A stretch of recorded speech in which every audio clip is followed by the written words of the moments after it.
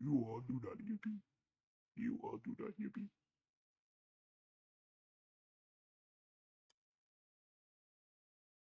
Yeah, yeah.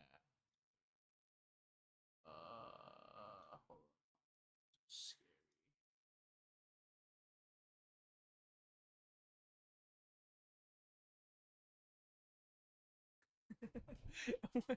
what, what image is this from? Because I'm gonna have a filter on the whole time. I don't care. Scarping. Okay. Oh, there's one that makes me look weird.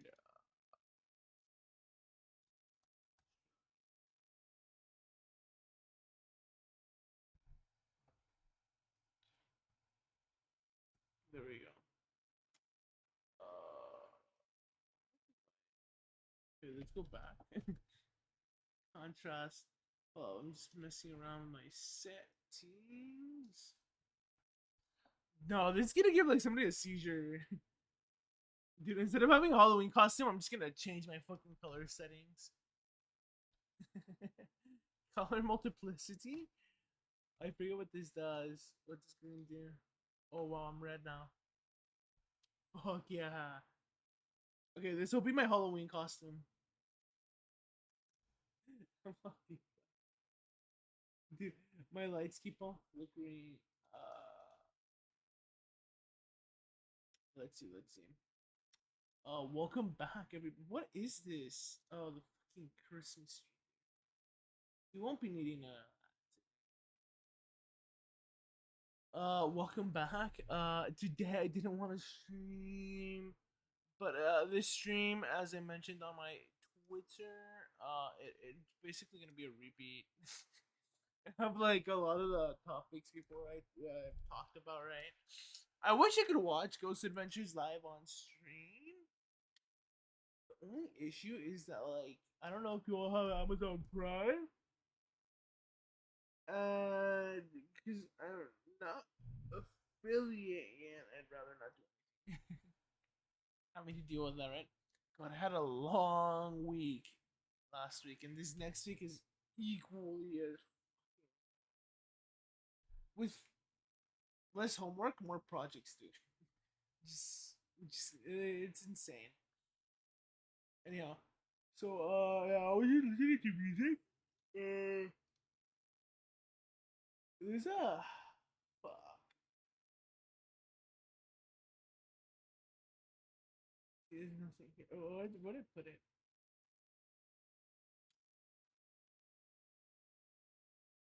Oh my god, let's listen to this one. I forgot how this one sounds. If you're going back to school. Do do do do. Yeah. We're gonna go over creepy folklore. Folklore creatures. Let's just do that. Then aliens. Alien stuff. Shadow people. Shadow people. I'll give my stories because I have stories from pretty much. Not every video. Maybe once I get around here, I have stories. God, this. Wait, why did I not like it? Dun, dun, dun. I'm gonna be spraying this. He's like, I'll be honest. I was having troubles too. The reason why I was a little late was because I was having troubles with the outlet. I thought the outlet right here was causing my computer to get like electricity or whatever, and that's why I was like kind of like not flickering. What's the word? It was fucking up everything because like everything was slowing down. Then I open Hardware Manager and I find out it's fucking Chrome, dude. Fucking Chrome,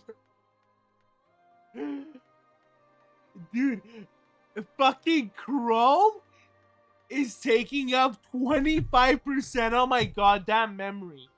I have 16 gigabytes. Four.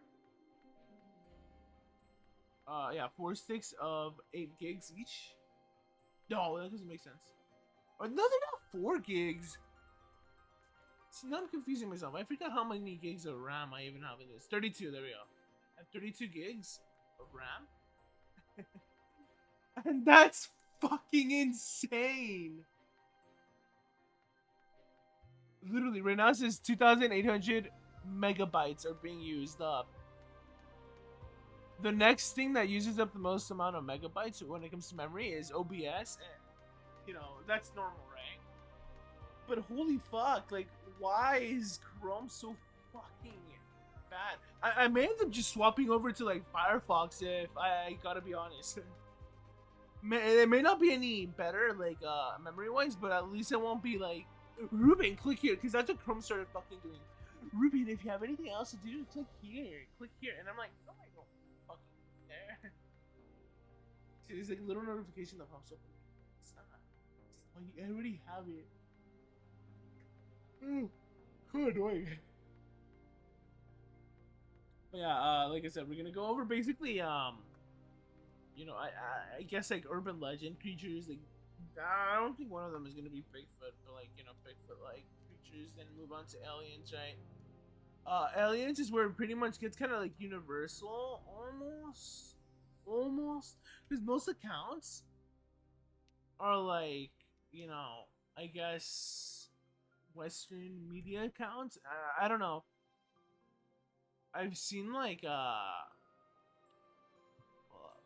I can show you. Like, it also like gets reported here in like uh South America and Mexico and places like that. Reportaje.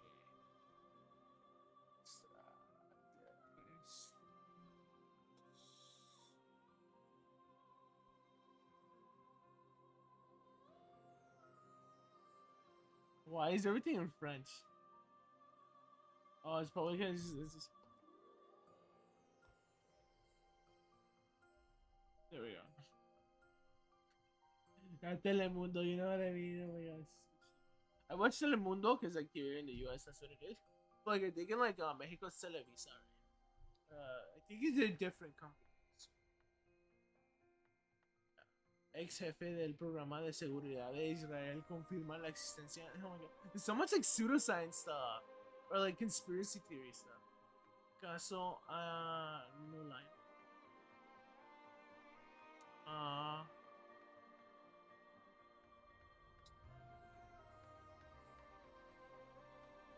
Archivos X de Colombia.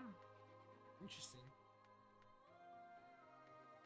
Which, there's a lot of crazy shit. Roswell, la ciudad de los ovnis. Yeah, like, see, just like by changing the language. We're no, literally, guys. By changing the fucking language, we get better shit. We get better shit.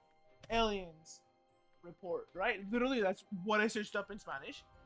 We get better shit because look at this. It's all like the same shit always. Same fucking video. Same fucking video, dude. Same fucking video. So like, I don't know, I may just end up having to like just be like, ¿dónde se encuentran los extraterrestres?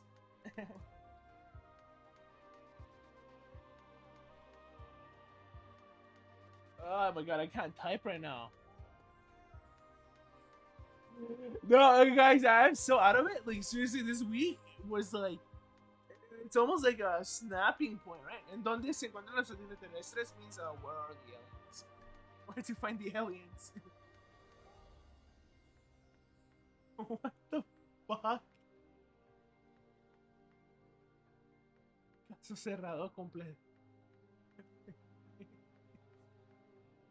Oh my god, dude. I hate this show. I hate A Caso Cerrado. Because they bring out this most insane shit ever, dude. I forget what the person's name is. Huesa something, right? Uh, it's an insane show. Y'all should not watch it. Because it's like borderline like offensive.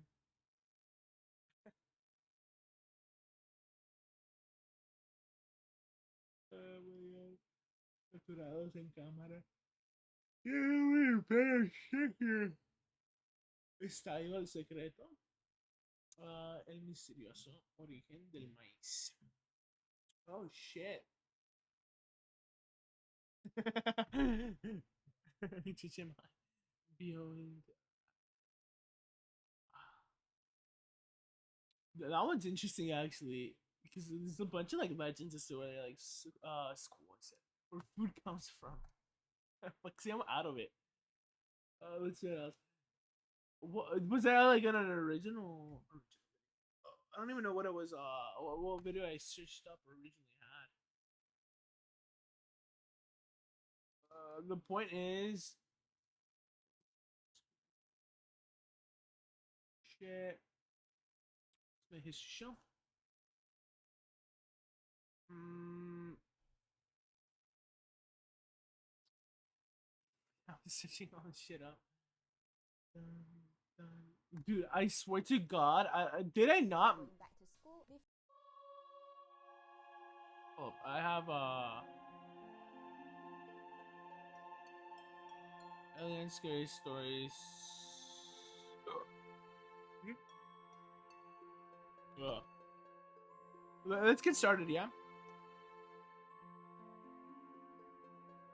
Oh, I had just searched this up. Okay.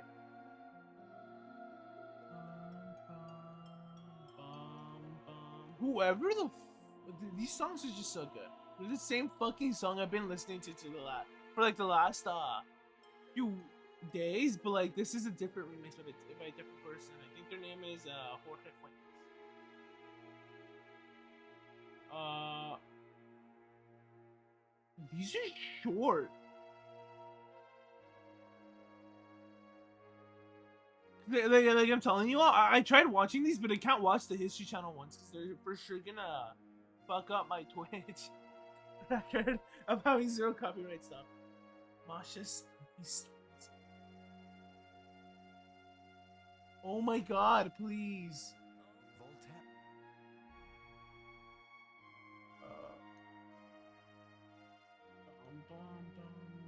We'll watch this last because they're like scary stories. Yeah, I searched up all this stuff because it's interesting, right? Bum. Otherworldly beings. I don't know. Zozo. Let's search that up. Zozo. Because like I'm like I said, I was searching stuff. What the fuck? I don't want to click on that one because this is gonna be like so fucking. Oof. This is so. What the fuck is this? I'm not gonna watch that. This shit actually kind of scares me.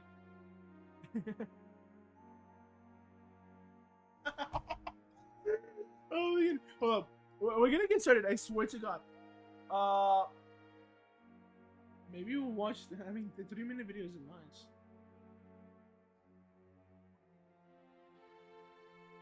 But this reminds me of the J Station videos, dude.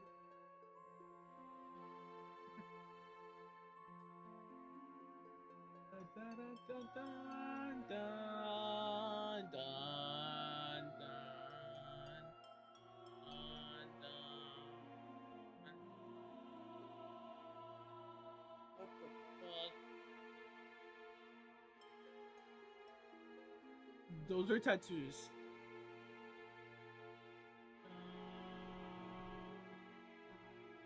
Again? What is going on?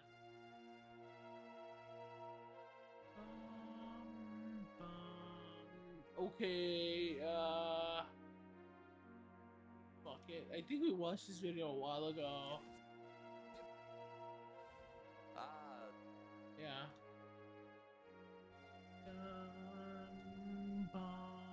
So let's just begin, right? I don't have a real intro because today's just supposed to be like a catch all day. Dude, I swear I don't even know why I'm doing this anymore. I'm just like, oh, you know what I wanted to do right now? I just wanted to play Splatoon 3, but like I said, I have to set up everything again. I'm I'm like, nah. So how about we do this? It's gonna be a little different. We're gonna be playing a game. That well, okay. How I want it to be is that I'm playing a game, but at the same time, I'm like, we have this on the screen. I don't know how. I don't think that would. Because like from now on, I think let me check my all this stuff later. It's just gonna be like Halloween shit. Right? Yeah, because like next week is probably gonna be my Halloween stream on Saturday or Sunday. I don't remember what day. But the point is, I'm gonna also stream on Monday. So yeah, these are just gonna be like the final streams, and then like this scary stream for November will probably be like Saturday 5th, and that's it. Then we have December, I don't know, 31st or something. I'm just kidding. No, I can't do that day. That's like New Year's Eve. The 24th is somewhere after my finals, right? But that means I'll have more time for more stuff, right? Anyhow, like I said, I do.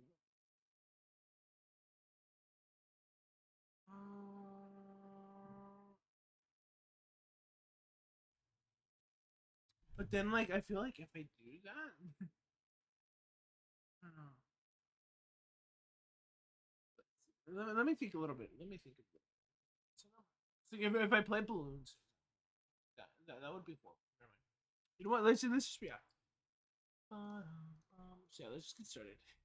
So yeah, we're gonna start off with like I guess like just like oh I saw the owl man right next one or oh I saw a Bigfoot or oh I saw XYZ I saw a zombie. I if I hopefully I don't remember this video properly, but he talks about zombies or something.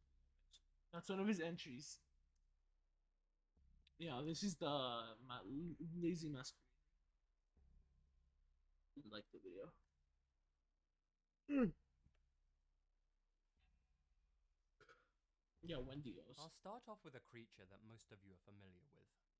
The Oh, Wendigo. I could put on some skin. Yeah, but like the thing is, like they're all stories. For a while, you may have heard me narrate Like a few stories. footage. They're an Algonquian legendary Yeah. creature said to still inhabit parts of Canada and the And for like USA. stories, I want to leave it off for the night. In recent years, they've penetrated. And I'm probably gonna mainstream stream consciousness, until like thanks 3 to shows today. like Supernatural and games wanted like to mention. Until Dawn. Yeah. A Wendigo is a former human That ate another at one person, point in their life, but and then they became cannibal. not a It ghost. doesn't matter if they ate human flesh Depends. out of desperation or for pleasure. They become consumed by an Yeah. intense desire to eat more and more, developing an insatiable appetite for human meat. One Ojibwe teacher and scholar gave this description of the creature. The Wendigo was gaunt to the point of emaciation, its desiccated skin pulled tightly over its bones. Yeah. With its bones pushing out against its skin, its complexion the ash gray. There's a hold up. I'm gonna be swapping in and out. Where can I just tap? My friend. Daughter. What? Let's see. Best friends who go into. I rented an old cabin in the mountains. There's like let's see, this is story or something. There's like a story series.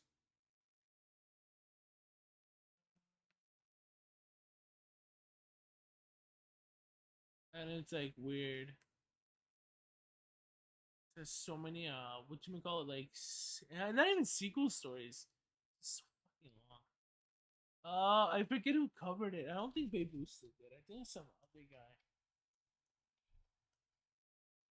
Babe Ruth.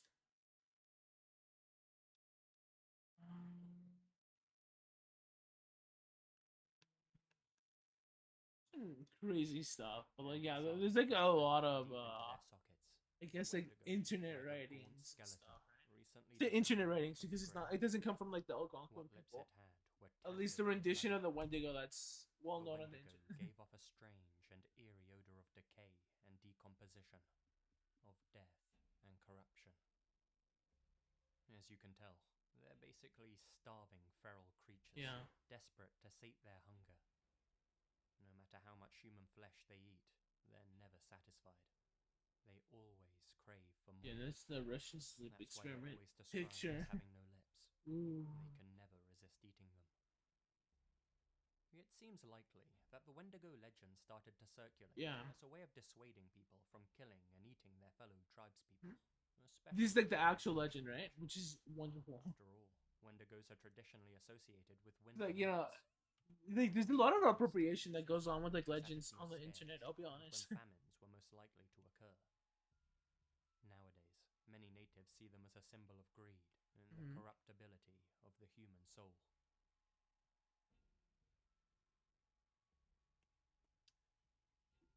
There's a little known folktale that has circulated around Dartmoor, England, for hundreds of years.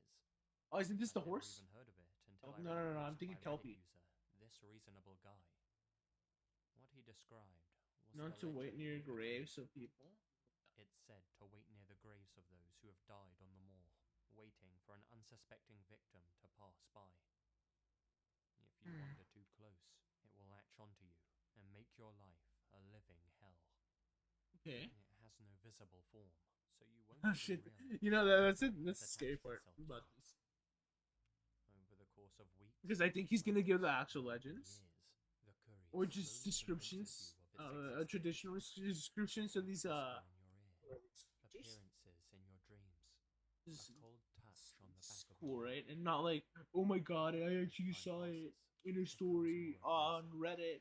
clawing at you as you sleep, projecting Yeah. its own face onto your family members as you talk to them, attacking you in your nightmares.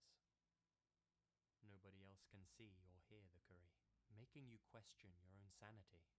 I feel like the curry was used maybe as a If you return way to of the moor, understanding it will leave you be. how It will people say that fall, it's finished toying with you. or rather develop Most of you mental must health return issues. home. By this point, Because that sounds like something that would happen to somebody, right? Like like they're just grieving a lot, and then they just start because their loss. And I'm just spouting bullshit. Don't take this like, seriously. 'Cause I'm no fucking psychologist at all. What was I gonna say? But maybe like because their grief was so thank God I'm an idiot right now. But because the grief was so big, they start their world starts warping, and in perception or in what they perceive, right? That's why they start seeing themselves you inevitably on give in other people, and return right? to the moorland. So they just start seeing their own Wander expressions. aimlessly around Dartmoor, it will continually whisper words I don't know what that would be though. promising that you're almost there. It's almost like a free. deep sense of guilt, right? Exhaustion will overcome you, and you'll collapse to the ground and succumb to the elements. Yeah. As you lay there, dying and unable to move, the Curry tells you how much it will enjoy dragging your soul to hell. Mhm. And like that, another grave is created. La Llorona. La Llorona, the Good, weeping good. woman of Latin America. Good. He didn't say it like chills. He didn't Originating say in La Mexico, Llorona. The story of La Llorona is as tragic as it is chilling. She's the ghost of a once beautiful woman named Maria. In life, she drowned her own children in a river after finding out that her husband was cheating on her. In her blind rage, she saw murdering their children as the ultimate revenge. When she came to her senses and realized what she had just done, she could no longer live with herself. She drowned herself in the same body of water. Yeah. Now, trapped somewhere between life and death, Maria's ghost walks the earth, searching in vain for the souls of her lost children. It's said that at night, she kidnaps wandering kids, believing them to be her own. She then begs for their forgiveness and drowns them. It's for that reason that you're most likely to find her near lakes or rivers, weeping If I remember, to herself. that's just backing up that the Llorona is like Hispanic American. So in other words, it like originates Rulers who listen for too long are from marked for death. people who For generations, kind of like took story over of La Mexico Llorona has from been like an the effective natives. tool for keeping children So in other from words, like I wandering guess like out at night. modern Mexico, right? There's hardly anyone. Oh in no, America it's how to who explain this. There's didn't more want to hear that this though, story. because it didn't just take. With any luck, they won't have heard her cries. No, because like if I remember, a lot of like ancient what you call it, legends and stuff like that, were kind of like whitewashed, in what is it called? When basically colonists came over from Spain over to Mexico and places like in South America, we started whitewashing like their legends or just like being like, oh, that's son cosas del diablo and burning books and stuff like that. Not keeping up with the natives' oral traditions and making them kind of like stop reciting stories that were important to them. And what was I gonna say? If I remember watching, I don't remember that well. I think on Extra Normal. This is like a show that I used to watch.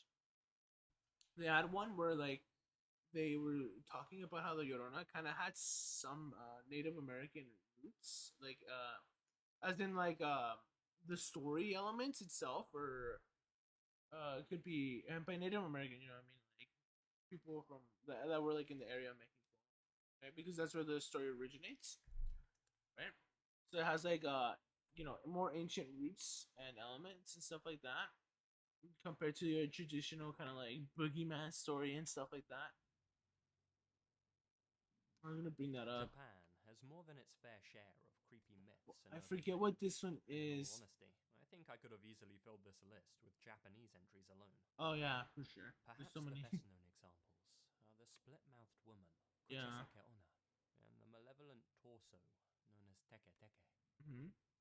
Then, of course, there's Sadako, or as you might know her, Samara, the ghost of a young girl. Yeah. Okay. Some This is kind of like. if you happen to watch Weird. a particular haunted videotape. Hmm? That was the plot of a popular Japanese movie called Ringu, which eventually Yeah. got its own Hollywood remake in the form of The Ring. What a lot of Western audiences don't know, That's however, not is much that The Ring is affiliated with the actually based original on one. a Japanese folk legend that sprang up in the 80s, and which also inspired a horror novel in 1991. The legend itself is pretty similar to the movie. However, in the Japanese folk story, there's a Yeah. number that you can call that will put you in direct contact with Sadako without even watching the VHS. First, enter your country's exit code. Next, dial 81, the Japanese dialing code. Once you've done all of that, Sadako's number is as follows: 090 4444 4444. Japanese, the words, She yeah, won't speak death. to you. She won't tell you that you have 7 days left to live like in the film. Instead, you'll hear her making an extremely unsettling and unnatural high-pitched sound. According to those who have called the number, the sound is so disturbing that you'll want to hang up immediately. Yeah. They've also reported feeling extremely uneasy in the days following the call, with some saying that they can sense an unwanted presence. It's typical of like urban legends, right? For stuff like that to happen. Within a week of calling Or to be Sadako, said. something extremely traumatizing will happen to you. That doesn't necessarily mean you'll die. Her wrath could take on the form of a tragedy or a life-altering event. I am right, right? Needless to The say, people that I filmed don't the know Ring her. movie in Japan God knows I'm not going to. didn't get credit or credited for the Ring movie in America. Fans of Stephen King might be familiar with the name of these ones. Knockers, or Tommy knockers. Oh, they're like little like were elves or believed to gnomes be that like very mine. dangerous beings Yeah. that lived in mines and caves. They're weird. In England, they were thought to be little elf-like creatures. Yeah. Whereas in America, they were believed to be more ghostly. Mm-hmm.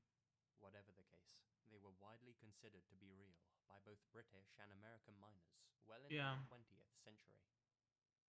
The Tommyknockers got their name from the distinctive knocking sound that echoed through mines just before a cave-in. Many miners thought that the knocking sound was the creatures hammering at the support beams. Yeah, trying to but it keep was them actually from just the inside cave-in, the mine. like Others, who had a more positive view of the Tommyknockers, believed that these knocks were actually their attempts yeah, to warn the warnings. miners of an imminent cave-in. Either way, this knocking sound was the most terrifying thing any miner could ever hear, and one they all dreaded, particularly those who were deepest in the mine. After If the I feel first like it, knock, maybe next week I'll those read like stuff inside from would slash scramble X for the exit, praying that the support beams would hold out long enough or for the slash Tommy can X escape. or wherever the fuck that Of thing course, is not from. everyone would make it It's out not to the 4chan. cave, I'm not gonna go on 4chan. and those I'm lucky not enough going on to 4chan. survive I'm only going on would Reddit. tell of the Tommyknockers. Mhm. In reality, this sound was most likely the creaking of earth and timbers as they Yeah. gave way to pressure. Be that as it may, these folklore creatures were considered the bane of many a miner's These life, people are so and a real fucking young. concern for them and their families. Look at these fucking kids Even working. as late as 1956, a group It's of sad. miners refused to continue working on one particular shaft until the mine owners agreed to have all of the Tommyknockers inside removed. The owners agreed to their terms. Obviously, Tommyknockers are no longer a concern for modern-day miners. That's not the case for people who like caving, though. Some spelunkers still believe in the creatures. You see, when you go caving, you might occasionally hear a knocking sound coming from deep inside the twisting paths and chambers of the cave. Mhm. Some people, particularly those who are a bit lost, feel compelled to follow these knocks. Oftentimes, the knocking only leads them deeper into the cave or to an area where the person gets stuck, never to resurface. Whether these knocks are natural occurrences or something more sinister is for each individual caver to decide. Yeah. Just another reason to stay away from caves altogether, really.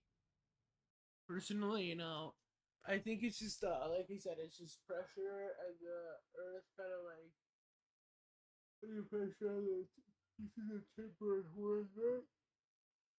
Because earth, or rather, when there's a say, this is the cave, right? Naturally, over time, the cave would want to go like that, right? Because gravity, and not only that, the tectonic plates are moving. When they move, they don't move like this. Um, Rather, certain areas are part of each other, right? So if this from here to here is one tectonic plate, right? They're gonna move along, right, like that. But like tectonic plates are like weird because they're actually kind of like imagine these are two tectonic. Gonna move like that, and then like stuff like this starts to happen, right? Geology, right? It's geology, not geography. No, it is geology, right?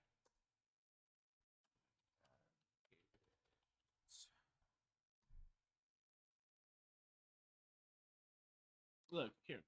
This is what I was explaining. See, there's like the water, right, running into the cave. Naturally, the Earth, kind of like because things are on top of there or and gravity, right, wants everything to just kind of like if there's not enough support or rather yeah support in the root system here keeping everything not root system earth system excuse me. In other words, if like imagine you just had a bunch of fucking sand here but it wasn't like packed together, right? Sand just wants to fall down, right? Similarly, if the earth is kind of like loose on the bottom, it'll just cave in and fall down, right?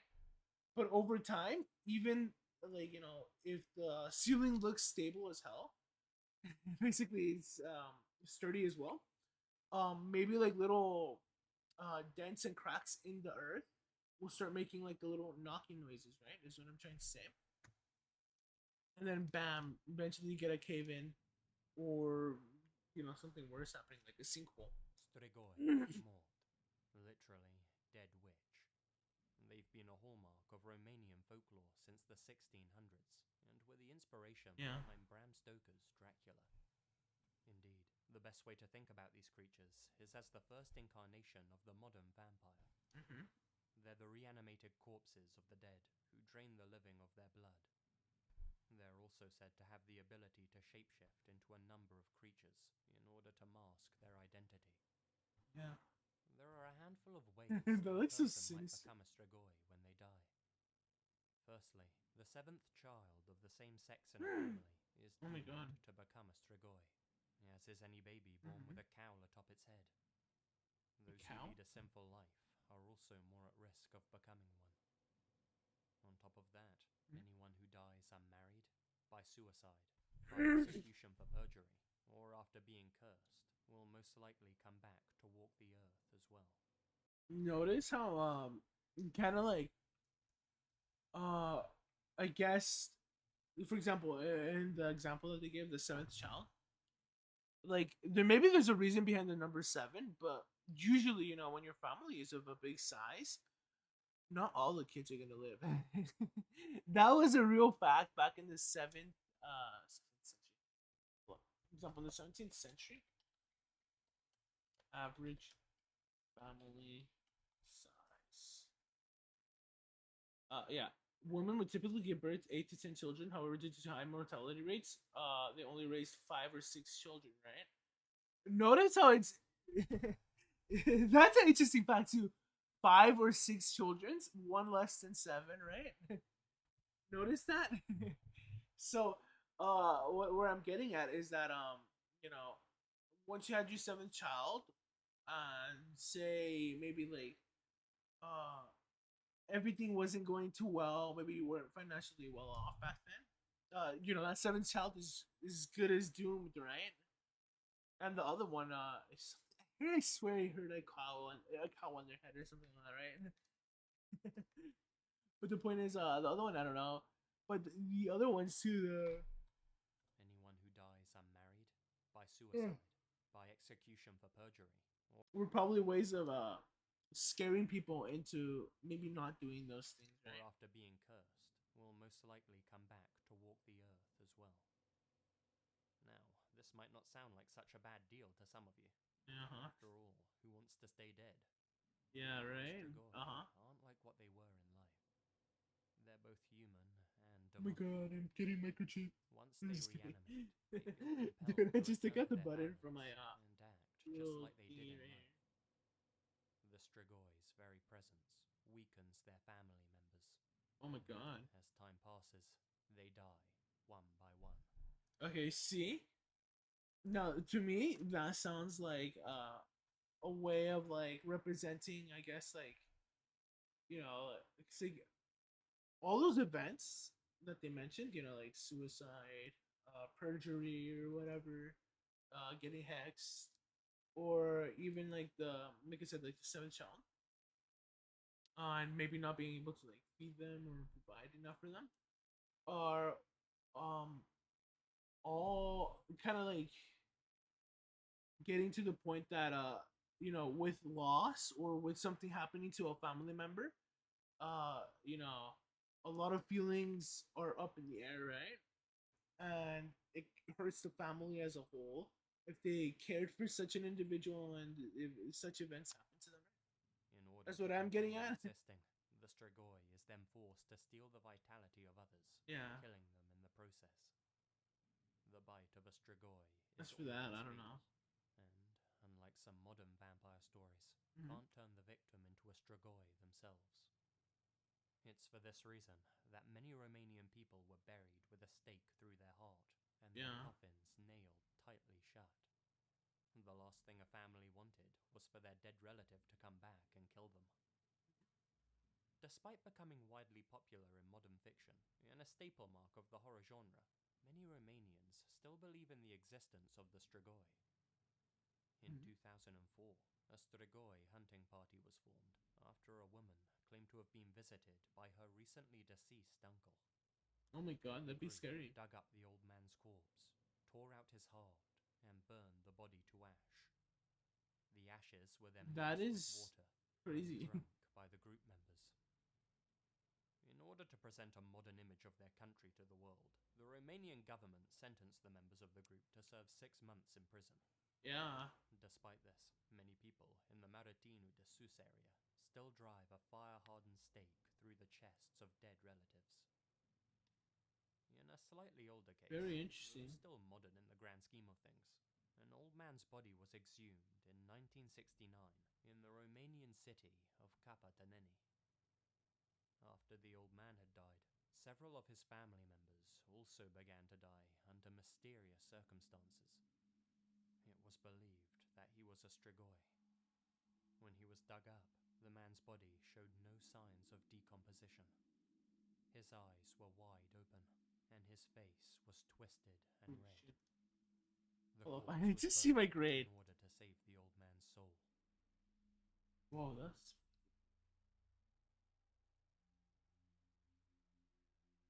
Hailing from Celtic folklore, the Kelpie is an aquatic horse that is said to haunt the rivers and lakes of Scotland and Ireland.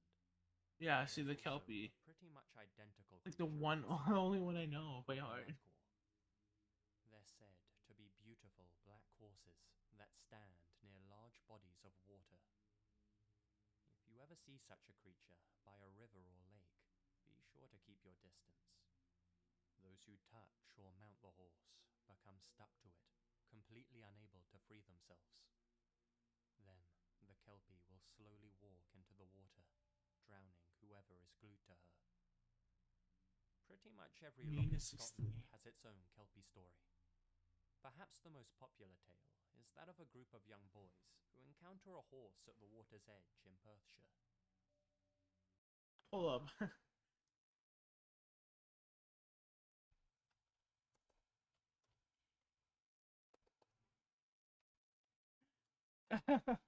What the fuck?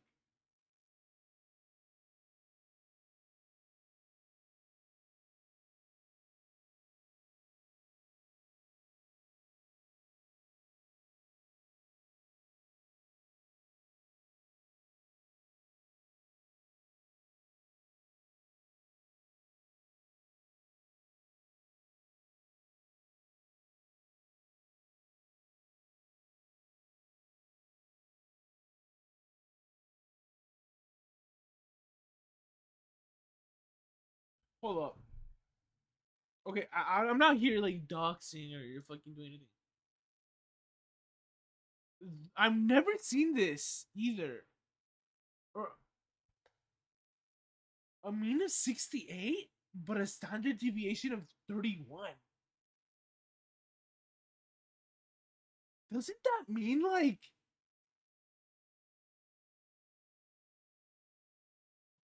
what the fuck? Well, I'm gonna do the calculation. So if I don't talk right now, I'm sorry. Clamber onto the I'm horse's so back. confused. All except for one, that is, who stays on land and pets the horse's neck. He soon realizes that his hand has become stuck to the horse. The boy looks down and notices that the horse's hooves are backwards, the mark of the Kelpie. As the creature begins to walk into the loch, the boy is forced to cut off his own fingers in order to free himself. His friends, who have no way to cut themselves free, are carried into the water. Some of their entrails are found later, their bodies presumably devoured by the Kelpie. Though not a direct encounter, here's another story shared by Reddit user Mutan. I was 7 to 8 years old, visiting my grandparents in the countryside. According to my grandmother, she woke up in the middle of the night to her cow's abnormal mooing. She went outside to check and saw me walking into the fish pond. I didn't wake up after entering the water. She barely pulled me out of the water before I fell into the deep part of the pond. I was shaking uncontrollably. She had to carry me inside. It took half an hour to wake me up. When she asked what happened, I apparently half-consciously answered, I was following the pony. The origins of the Kelpie aren't exactly known for sure, but there's one prevailing theory. Horses are dangerous animals. Yeah. They kill more people each year than you probably realize. People fall off them and break their necks all the time, and their kicks are easily strong enough to rupture your insides. On top of that, messing around with a nobleman's horse back in the day could have landed you in some pretty hot water. This legend might have started as a cautionary tale which parents told their children, the moral being, I'm never so touch a horse confused. you don't know. I'm so confused. Ironically, The story of the Kelpie probably saved quite a few of our ancestors from dying young. Yeah, for sure. Because like horses when you're young are like fucking huge, right? Once you get like to my age, you pretty much stop growing, right? I'm like 6'3", 6'4". About the Kelpie. Like me as a big guy, and I mean big in all the senses. I'm like chubby, all that. What was I gonna say? When I look at a horse, at least my uncle's horses, he has like an Arabian horse. Shit, he's huge, huge. I don't know. Like I can't like climb on that without like a fucking little It's down in the description. what is it called? Call them escalones. What are they called? It's not a ladder. It's not a stepping stool. If you find yourself relaxing on a Hawaiian beach at night, They're beware of the huge. sound of Like distant even like their hums normal and horses, footsteps. right? They're pretty It's said that sizable. on certain sacred nights, the Huaka Hipo, or night marchers, patrol the coastline. Night marchers. Ooh.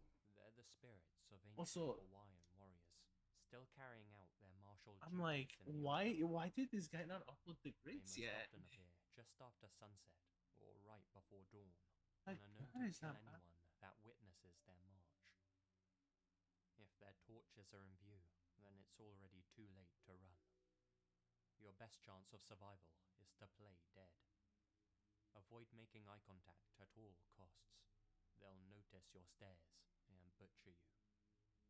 Some say that placing your face into the sand or dirt Holy shit, is though, one of that's the so forms of crazy. appeasing them, as they view this as a mark of respect. If one of your ancestors marches in, Nuh-uh. they'll spare your life.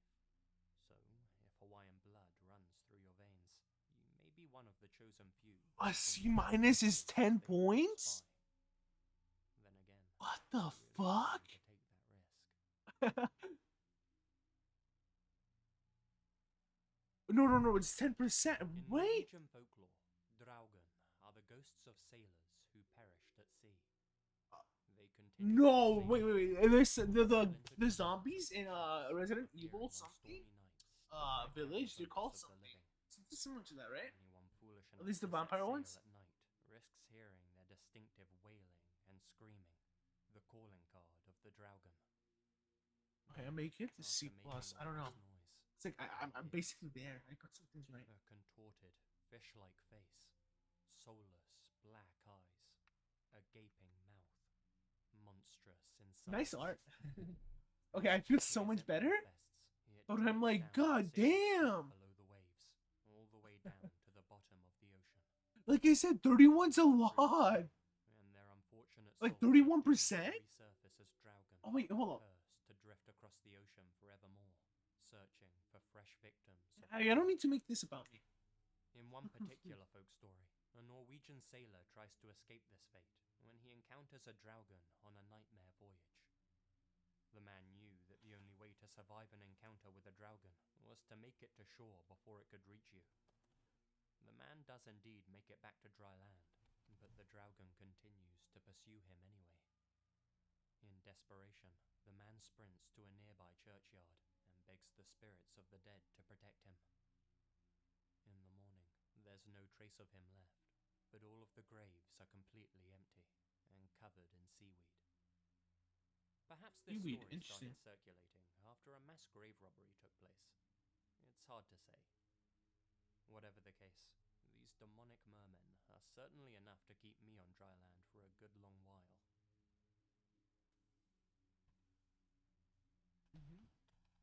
Skinwalkers. We're gonna watch some more stuff. Actually, I'm getting excited now. I'm getting Followed into this today, channel right? for a while now. I'm like, Probably saw this one I'm like, right? I'm just kidding. I've covered skinwalkers a fair amount in previous stories. They're pretty popular, and for good reason. These creatures are the stuff of nightmares. Yeah, no, they're scary. A But like, large proportion but like, of Navajo people when you- firmly believe in skinwalkers. this okay. Just This when it part's comes like, to you know, talking right? about them. Like when it comes to like the Instead, Reddit even stories, it's like discussing the okay, creatures attracts their attention. If it's that's just true, different, right? It's a bloody good thing that I don't live in America. I mean, they could be Skinwalkers are real. a type of Like, Native I mean, like, American witch. coming from like people that More like are specifically, Navajo. a shaman or witch doctor. Those that are, like, murdered okay. somebody close But to like the nature ones for that are a like, while. I saw a They often appear as skinwalker animals, in though distorted fucking into Antarctica. reptiles. It's just like, what the fuck? It's best not to think of this as shape-shifting. Yeah, It's more it's that not. they're inhabiting the skin of the creatures they've killed. Hmm? The more experienced the skinwalker is, the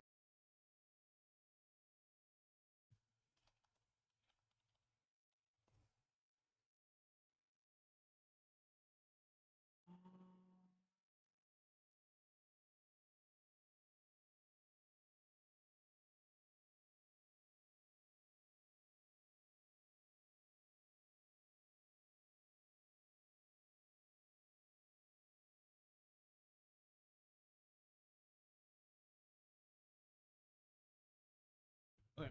It's like there's like a similar.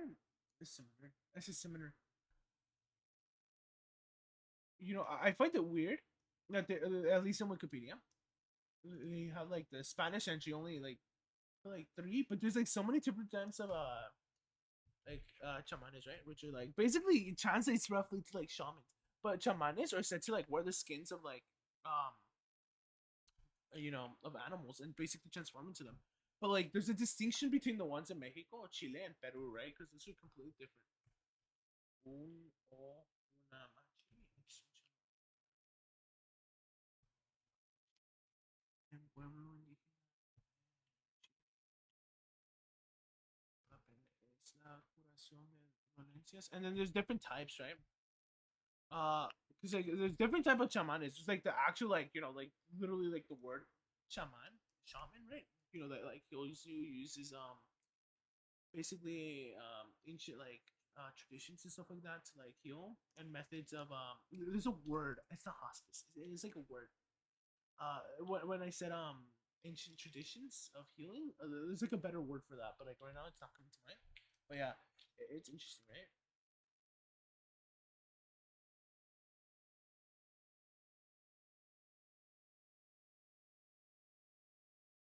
But these are probably just like regular shaman.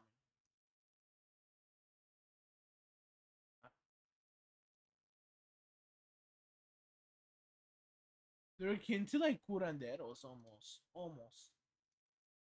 the more likely they Yeah, will it's appear in a similar. convincing form. It's not impossible for them to take on the skin of a There's human. another similar story that's like kind of like spread It's out rare for a around skinwalker along to the kill with a motive, whole and Americas, right? generally they try to It's keep the to Three Sisters themselves. story, When they where manage to you take a need life to form, grow. Well, they rather tend a to lot of these conserve their prey. populations back then would grow They can go peas, about doing corn, this in a number of different and ways. I forgot which other one. Their It's not. It wasn't a potato. catchphrase is to call out to you in a familiar voice, A tomato, right? directed Or towards no? them. Three Their Sisters. vocabulary is often limited, however, and some even say that they can only repeat the last phrase that their previous victims screamed before they died. Yeah, As such, one corn, of the beans, most and common squash. ways Excuse me. is to shout things like, Beans would be like "Help peas me." and stuff, right? A well-meaning Like voice all line across like that the you deeply Americas, you can believe find like a defeats anyone rendition who of gets that it, same way only of to be growing met crops, with a right? skinwalker. They aren't invincible, however, and as such, they're unlikely to attack groups of people. Should a skinwalker believe the odds are against them in any situation, they'll likely flee. If you ever spook a dog or a deer or coyote and see it stand up on its back two legs and run away, you'll know what just crossed your path. I won't go into any more detail about them here, since I've covered them so much in the past, but I just couldn't leave them off this list. If you'd like to hear more about them, I'd recommend checking out the Benny story that I narrated a while back. I'll leave a link to it down below. So, there you have it. 9 of the most disturbing creatures from global folklore. It's easy to dismiss these stories as pure fantasy. No, but they have like cultural values. You know what I mean? There's also a The deeper simplest message in and there most too. logical explanation for anything is usually the most likely answer. Yeah. We can all sleep soundly tonight, safe in the knowledge that none of these things really exist. Mm-hmm. Then again, most folklore originates from an actual event or encounter Yeah. that slowly got exaggerated over time. Maybe there's more truth behind these encounters than we'd like to think. I'll Exactly. let you be the judges of that. Stay spooky. And remember, the best things happen in the dark. Oh my god. Gosh, how cliche. Imagine if I was like, fuck, I would hate myself. 090 4444 4444 What is that? 4444 4444 4444 4444 Oh, okay. It's just like his take. That's funny. 100. Of course, it's like this. Sorry, I'm still stuck on this. 73?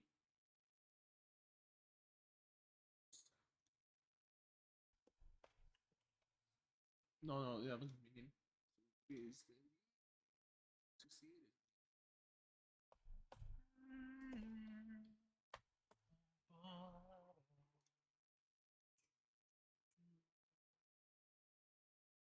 Man, I can't wait for Metroid Prime. Fuck, I said 3, 4 to come out.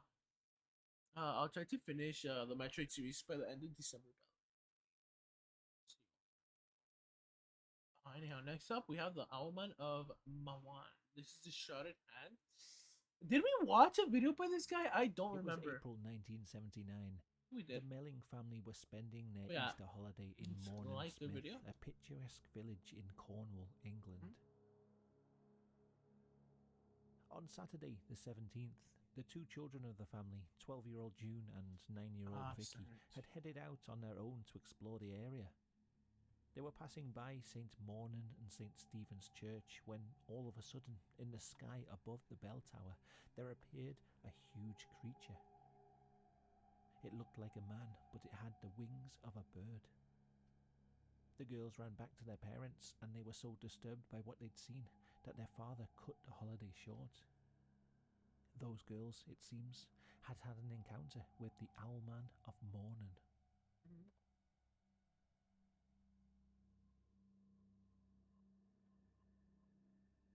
The origins of the Owlman are unclear. A lot of websites that I read whilst researching this reference a 1926 article in the Cornish Echo about two boys that were chased by some sort of large and ferocious bird. Yeah. The problem is, no website seems to provide any pictures of the article so you can read it for yourself. I had to go to the book The Owlman and Others by Jonathan Downes to find the article and read it for myself. The bird was described as being about 3 feet long with a body like a duck, cream and brown coloured plumage with black on the tips of the wings. Now that doesn't sound anything like an Owlman to me, but there's so many websites that are talking about this article and linking it to the Owlman stuff. No, because like, okay, hold on. Let me start again. Also, where is this? In Cornish Echo newspaper. I reported very large. You know what that reminds me? The Thunderbird. Maybe we'll do one on that. Story that I had to put that in there. Like, search that It up. seems I more gotta likely remember that this. the So we boys have were chased by an angry goose rather Skinwalkers. than some sort of Technically the owl-headed Wendigo too, cryptid. right? And Thunderbird. The first clue we might have Well, to it's the like a standard Owlman's deviation of origins is 31. when the surrealist artist Means Max that, like, Ernst if the visited mean Cornwall in was, like, 1937 with a group of 77, other artists. Apparently, this group or were rather into all 68. sorts of It's weird like it stuff, like including 68%, right? And me The story standard goes deviation that 31%. Ernst and his That cohorts means went like off into some people Cornish got woods like one one night question and right, performed which is strange my guess. rituals in an attempt to summon animal-human Like, hybrid entities. Jesus, slow. Max Ernst himself had a weird obsession with birds, and he often painted an alter ego called Lop Lop, a shape-shifting, part man, part bird creature. He also painted scenes that, looking back on them now, seem to mirror. Where's my fucking binder, dude?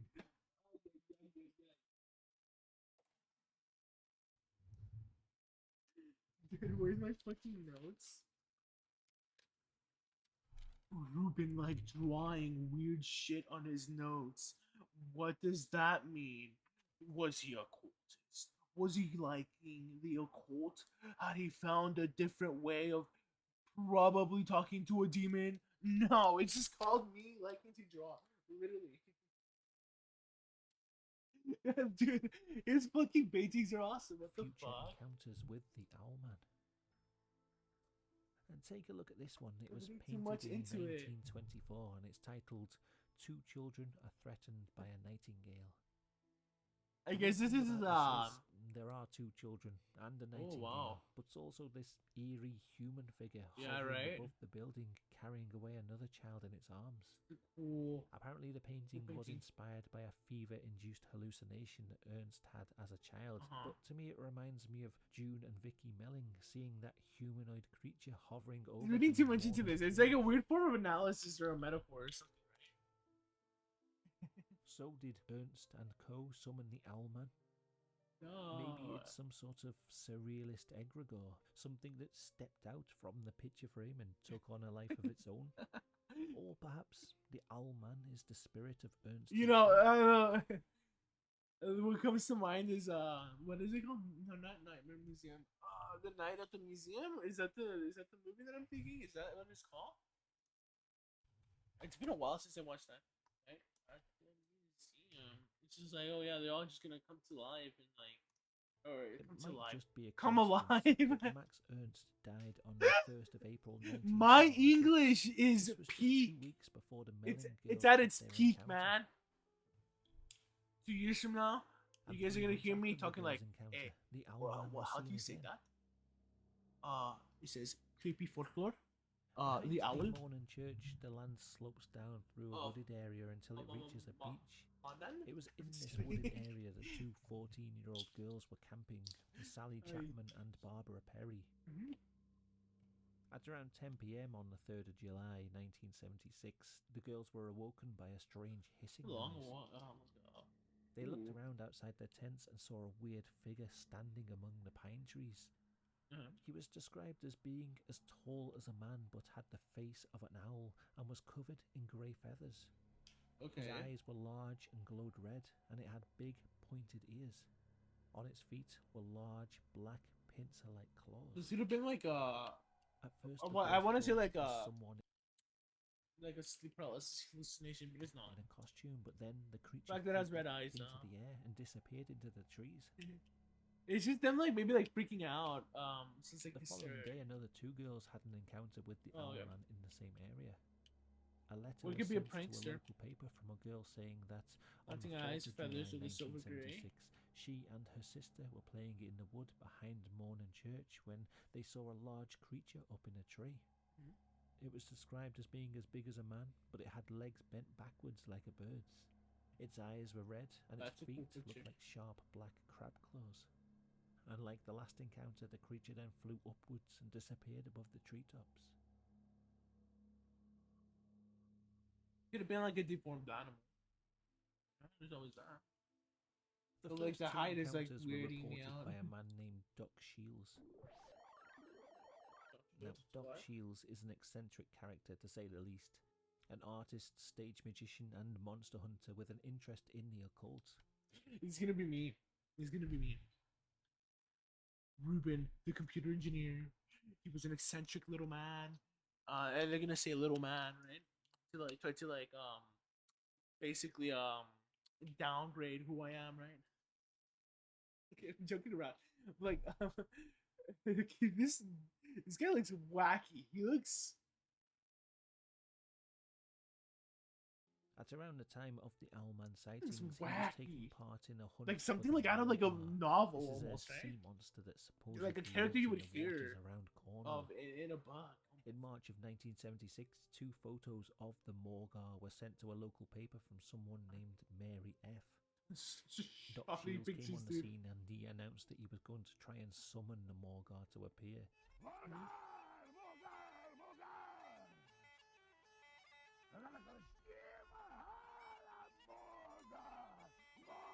He then orchestrated an elaborate magical ritual on the beach in Cornwall involving naked witches, which were his own daughters, dancing around.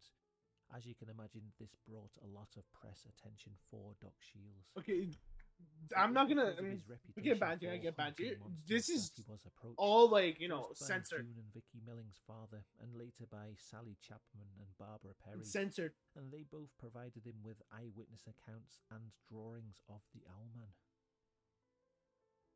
Hey, home to go. Now, there is a problem here. Doc Shields does have a reputation for being a bit of a prankster. Yeah. Over the years, he's written numerous books about how to fake paranormal phenomena for stage Yeah. magicians, and he has books like The Shields Effect, How to Become a Psychic Superstar. It teaches you how Mhm. to create a sort of mythos around yourself which you can leverage for publicity and fame.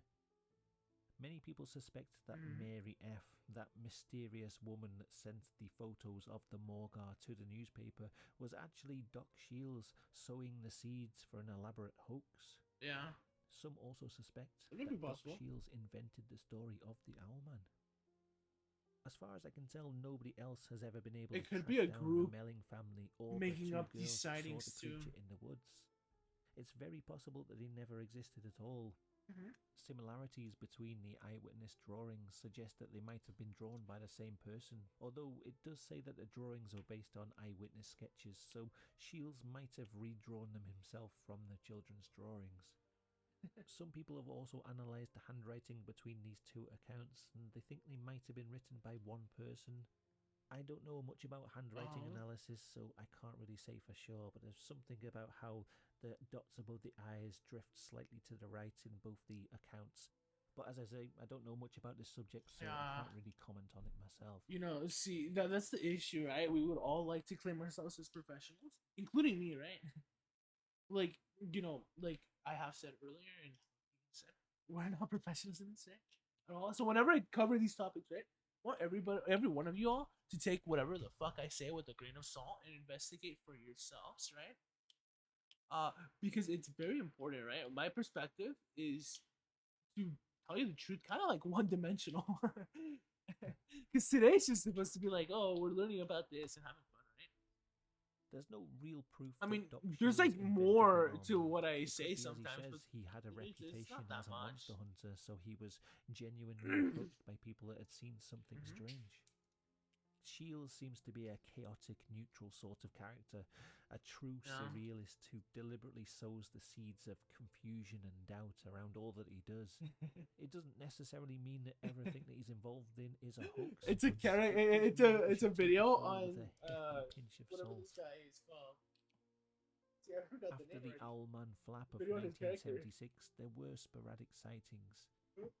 According to the book Alien Animals by Janet and Colin Board, there were two more sightings of the Owlman in 1978, once by a 16-year-old girl and a few months later by lions three weren't young thought to be French real girls. But until looking one into these person cases shoved a them bit off more, Doc Shields' name crops up yet again as the source of these stories. It doesn't necessarily mean that they're fake. I suspect at that time anyone who had an encounter with the Owlman would think of contacting Doc Shields. 11 years later, in 1989, there was another encounter, and this time it seems that Shields had nothing to do with it, at least not directly. There was a young couple known as Gavin and Sally, although that's not their real names. They'd heard the legend of the Owlman and decided to go into the woods behind Mornan Church to investigate. Gavin later contacted the paranormal researcher Jonathan Downes, author of the book The Owlman and Others that I mentioned earlier. He related his story about what happened that night in the woods. He said, "We had a torch and I was shining its beam across the trunks about 15 feet off the ground. Every couple of hours we would walk along the fringe of the wood. And this was the third time that evening and it was beginning to get dark. From a distance the trees looked black, but closer up the branches and trunks could be seen. We saw the animal at about 9:30 p.m. See, that's what I think it was they were standing seeing. on a thick branch with its wings sort of held up at the arms. I'd say it was about 5 feet tall. The legs had high ankles and the feet were large and black with two huge Were toes that far on the away? visible side. The creature I was don't think grey with so. brown I think it was eyes just like that the brightly a glowed. weird like On illusion seeing this, shadow its head thing jerked down they and were forwards. seeing. Its wings lifted and it just jumped. And like for something to just fly away like that too, that's so fantastical, you know? The reason why us humans can't fly is because we're dense as fuck, and not only that, you know, um, we're just huge. We wouldn't be able to fly even if we had like hollow bones like birds. We wouldn't be able to fly because there's no way for our bodies to create lift because of how dense our muscles are, whether it be with fat or muscle itself. Like straight up. So for like a 5 foot like fucking owl to just be on a branch. That's like insane because like, you're basically saying a weird deformed owl that's 5 feet fucking tall that can somehow, you know, in the wild and naturally find a prey to feed on and get enough energy to go and live, right? Whatever lifestyle it does, right, of stalking humans or whatever, right? Basically, something like that exists when there's so many like holes in this situation, right? It's a little bothersome, but As it did, its legs folded up. yeah, We ran away. it's not adding up for me, you know. I think that 6 years Shields later, guy in is 1995, has a something letter to do was with sent it. to a local paper. It claimed to be from a student of marine biology from Chicago. She'd been on holiday in Morne and Smith Now in and was walking Chicago, through the woods I behind the this church isn't at around like 9:15 when she saw in a tree a creature described as the size of a man with a ghastly face, a wide mouth, glowing eyes, uh-huh. and pointed ears. It had huge clawed wings and was covered in feathers of silver grey Mm-hmm. colour. The thing had long bird legs which terminated in large black claws. All attempts to track down this Chicagoan witness have failed. Many Uh-huh. suspect the letter to be another of Doc Shields' pranks, Yeah, although I there's think it no real was. proof either way.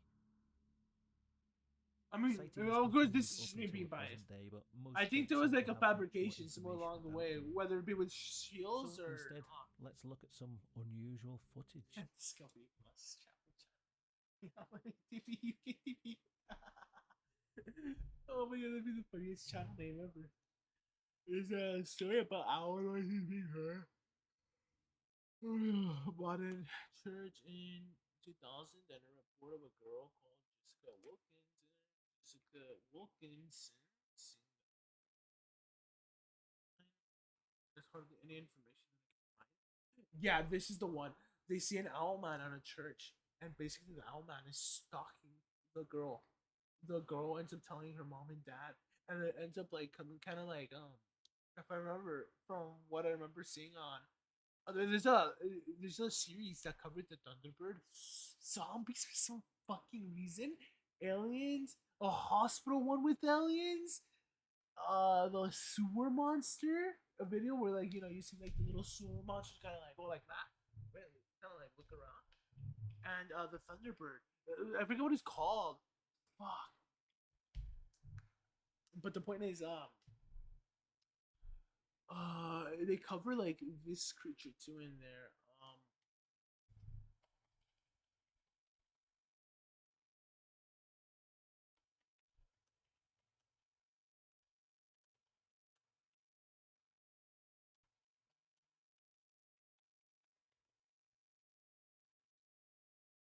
Schizophrenic. Oh.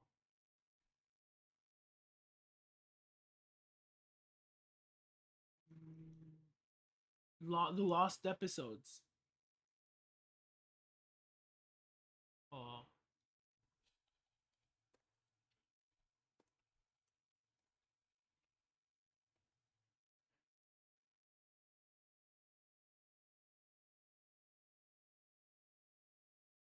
No, not lost.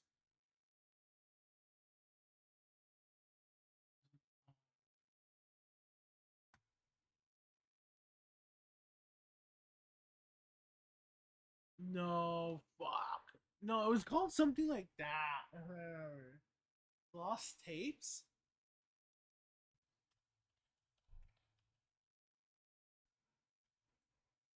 I think it's this one.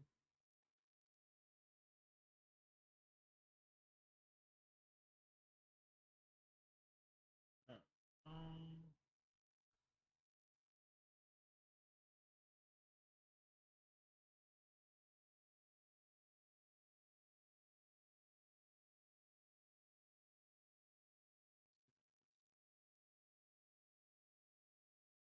yeah, Chupacabra, Bigfoot, Monster, Monterrey, Swamp Creature, Devil Dragon, Cave Demons, Featured Giants, Bats, the Owl Man, yeah, Death Raptor, this one.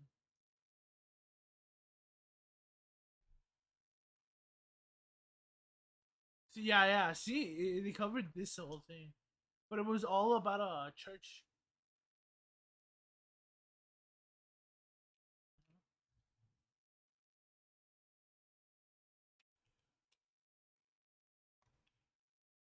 There's like zombies. I swear. I don't know why. Zombies. Like for some fucking reason, there's zombies. And it's not the only episode too. There's like another one that's like similar. One demo. I said one demo. Oh my god. They have a bunch of like reptilian shit. Lizard man, reptilian, and the Hellhound one is crazy. You can watch some of these. Injured coral? Do they even have one? Another guy we can get into. Yeah. About There's a them. lot of stuff. So instead, let's look at some unusual footage, and this was captured by a YouTube channel called Ghost Adventures of Cornwall. Thank you very much to Mark for I'm like letting me Ghost use this Adventures. I'm like, oh original video. shit! I gotta I'll turn put a off link the to the streams now. original video in the description. I'm just kidding. They decided one night to investigate St. Mornan and St. Stephen's Church, but there's one bit where the camera pans across the graveyard, and this figure is standing in the background. There was two people in the graveyard, the guy holding the camera and his friend who was stood behind him at the time. They didn't notice this strange horned man until they played the footage back frame by frame. That is weird, huh? Could this be the Owlman finally caught on camera? Distribution. I don't know if the Owlman is a hoax. That could very well be the case. However, I am a strong believer in the idea that a fictional story can take on a life of its own if enough people can be convinced that it's real. I talked about this in my Ghost Watch video, how the fictional Ghost of Pipes managed to possess the minds of many of its younger viewers, giving some of them psychological effects that lasted long after the program Everyone finished. killed our dear One son. person Holy even took fuck. their own life. There's also the case of the Slender Man. It started out as a Photoshop contest and ended up with two girls dragging their friend into the woods and stabbing her 19 times because they thought they were receiving instructions from the Slender Man himself. Maybe something like this could have happened with the Owlman. You could look at it from a purely psychological perspective. You convince people that the Owlman exists, and next time someone hears a strange noise or sees a dark shape in the woods behind Mornan Church, they might believe that they had an encounter with the Owlman itself. Or you could get Right. a bit more out there. You could look at the Owlman as a kind of tulpa, a thought form made flesh. Could the strange rituals performed by Shields and Ernst really have conjured something more solid up? Maybe hoaxing it was a method for willing the Owlman into existence, getting enough people to believe in it that it actually becomes a reality. A I decades-long mean, that's some prank and blurry ass genuine footage. work of magic at the same time. That might go a bit far for some viewers, but I've been interested in the interaction between the mind and physical reality ever since I read The Holographic Universe when I My was dad younger. called me. I'm not sure if I totally believe that the mind can create an Owlman out of nothing, but it's the sort of thing that I like to speculate on. And hey, it's nearly Halloween, so I'm allowed to indulge in some spooky speculation. Okay. The Owlman, he might be real, he might be a prank, he might Yeah. be an elaborate work of surrealist art, or maybe he's all those things at the same time. So Maybe. I hope you enjoyed this typically conclusionless video. Maybe the I Owlman don't was the really like friends telling we made people what they should all. think, but I like Oh my giving god, I them can't something say to the think same. about. So Maybe the if you find Owlman this was the interesting, friends we made along the massive way, thanks as right? always to everyone who's supporting the channel. October always puts me in the mood for a good spooky story, so I hope you guys are enjoying the No, content. seriously, yeah, for me, that happens times 30. Okay, I'm gonna go ask my dad if he called me. Otherwise, I'll be back.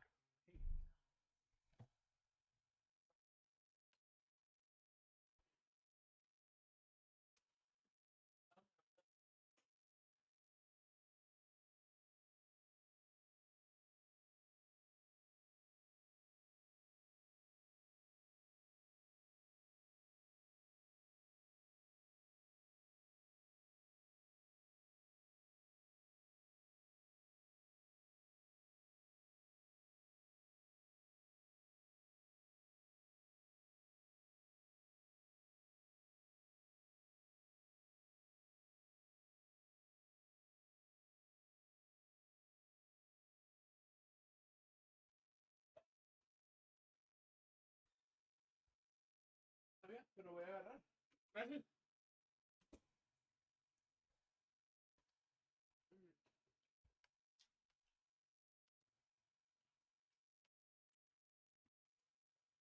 Me gusta el tamarindo. Ugh. Which is tamarind. You know, for the longest time, I didn't know if tamarindo had a equivalent word until I read one of the packages for the candy, the Mexican candy,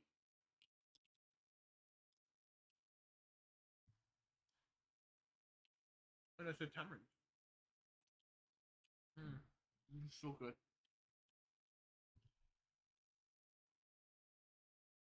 I also like agua de tamarindo, but it's been a while since I had it, so I might mix myself some. Um, I might need the tamarind. It's like a pod or a bean. It's not a bean. It's like a pod. Yeah. Next up are the dulce base, or as American people say, dulce, right? Dulce base. I'm just kidding. Where is this? Mexico, North America? Yeah, they say dulce, right? Because they're trying to be weird. I'm just kidding. No, what was I gonna say? Um, yeah. So one of the cryptids and stuff like that, they didn't go over, but just like aliens in general. There's so many times. I can show you all a fucking video with the fucking Nazi alien things, but like that's insane. I don't want to show that. And like that just looks bad. That just looks bad. And like I don't believe in none of that stuff, right? I don't think aliens have visited us. Like, are there aliens in the universe? Yes, there's bound to be. There has to be. you know, um, it's us. We're the aliens, right? Like, other than that, yes, it's like other intelligent life forms and stuff like that, right? That's my belief. Have they visited us? Hell no. Like, like why? Why would they visit us? What do they have? Like, oh, we found another planet like ours? Or that's unlikely, right? Because like we're always thinking like, oh my god, life is based on carbon. What if like life was not based on carbon? What if it was based on nickel or something, some other planet? What would happen then? There's so many things like that to bring up into question, right? And also like you kind of do have to break the rules of the universe. It's just like travel. I mean, like like in the situation between Earth and Mars, if Earth and Mars were just like planets that didn't like have any tragic events occur in their lifetimes, maybe Mars would have been a second world with different life on it, right? Who knows? But Mars doesn't, rather it lost its what is it called? Magnetic something, magnetic rings. That's not it, right? Magnetic field. There we go. Right, which is why it became so susceptible and kind of dried up and turned into like a bunch of like into this big red planet, right? Because there's so much rust on there on Mars, right? And all the oceans kind of froze and are the only things that remain on the poles, right? Because the sun's rays and other negative things just hit Mars and bombard it constantly with things that kind of don't end life, right? Because like there's bacteria in Mars, or rather life. But what was I gonna say? It's not good enough for Mars to sustain life, right? Is what I'm saying. You getting it? Hopefully it makes sense, and I'm not just like talking like weird sentences. But the point is, I don't want to subject anybody through that fucking horrible video because that video is just a bunch of pseudoscience. It does have very interesting like alien types, like the Anunnaki, something like that. Terrain. What the fuck?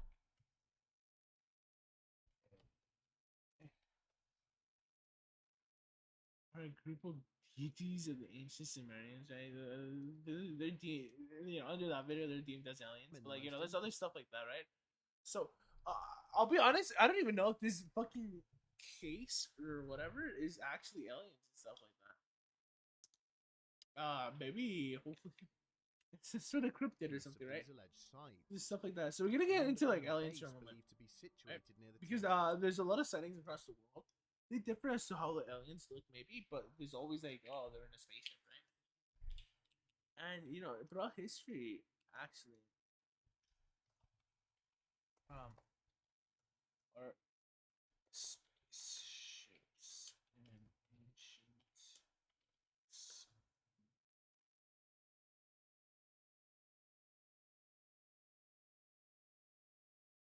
There's stuff like this, right? Like, what the heck is he writing? Like, is he writing on like a spaceship or something? There's like a famous painting where you see like two stars. Yeah, you see these things, or even these things, right? And like the Virgin Mary, basically, portrait. You just see like weird stuff like that, right? You're like, what the fuck is that? And how does it relate to like I guess what we know of aliens and maybe even like religion itself. I don't care about that very much, but it's still important to understand why that's even there in like religious architecture. Oh, está lloviendo. Sí, ahorita lo cierro. Oh my god, dude, that's all my dandruff. Dude. It's snowing in here. But it's so.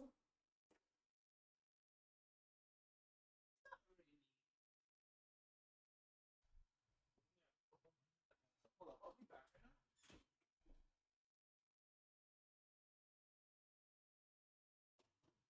Está lloviendo, mamá.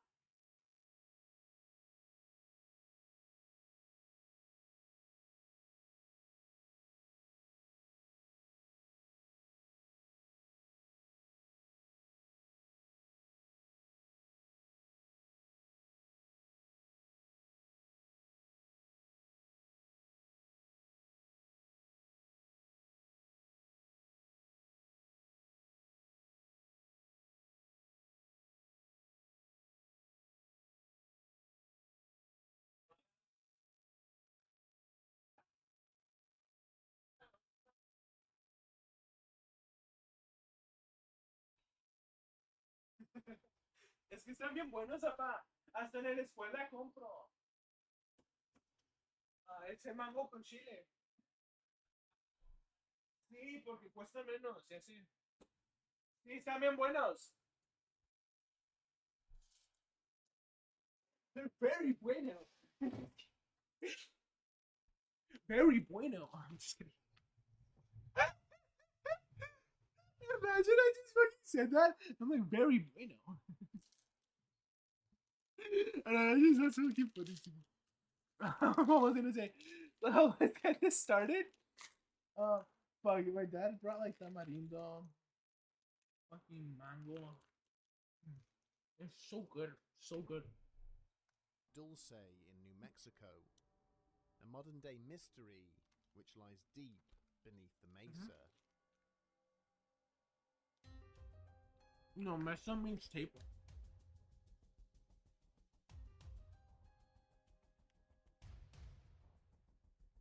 I do hopefully want to go until like 3 a.m. But who knows?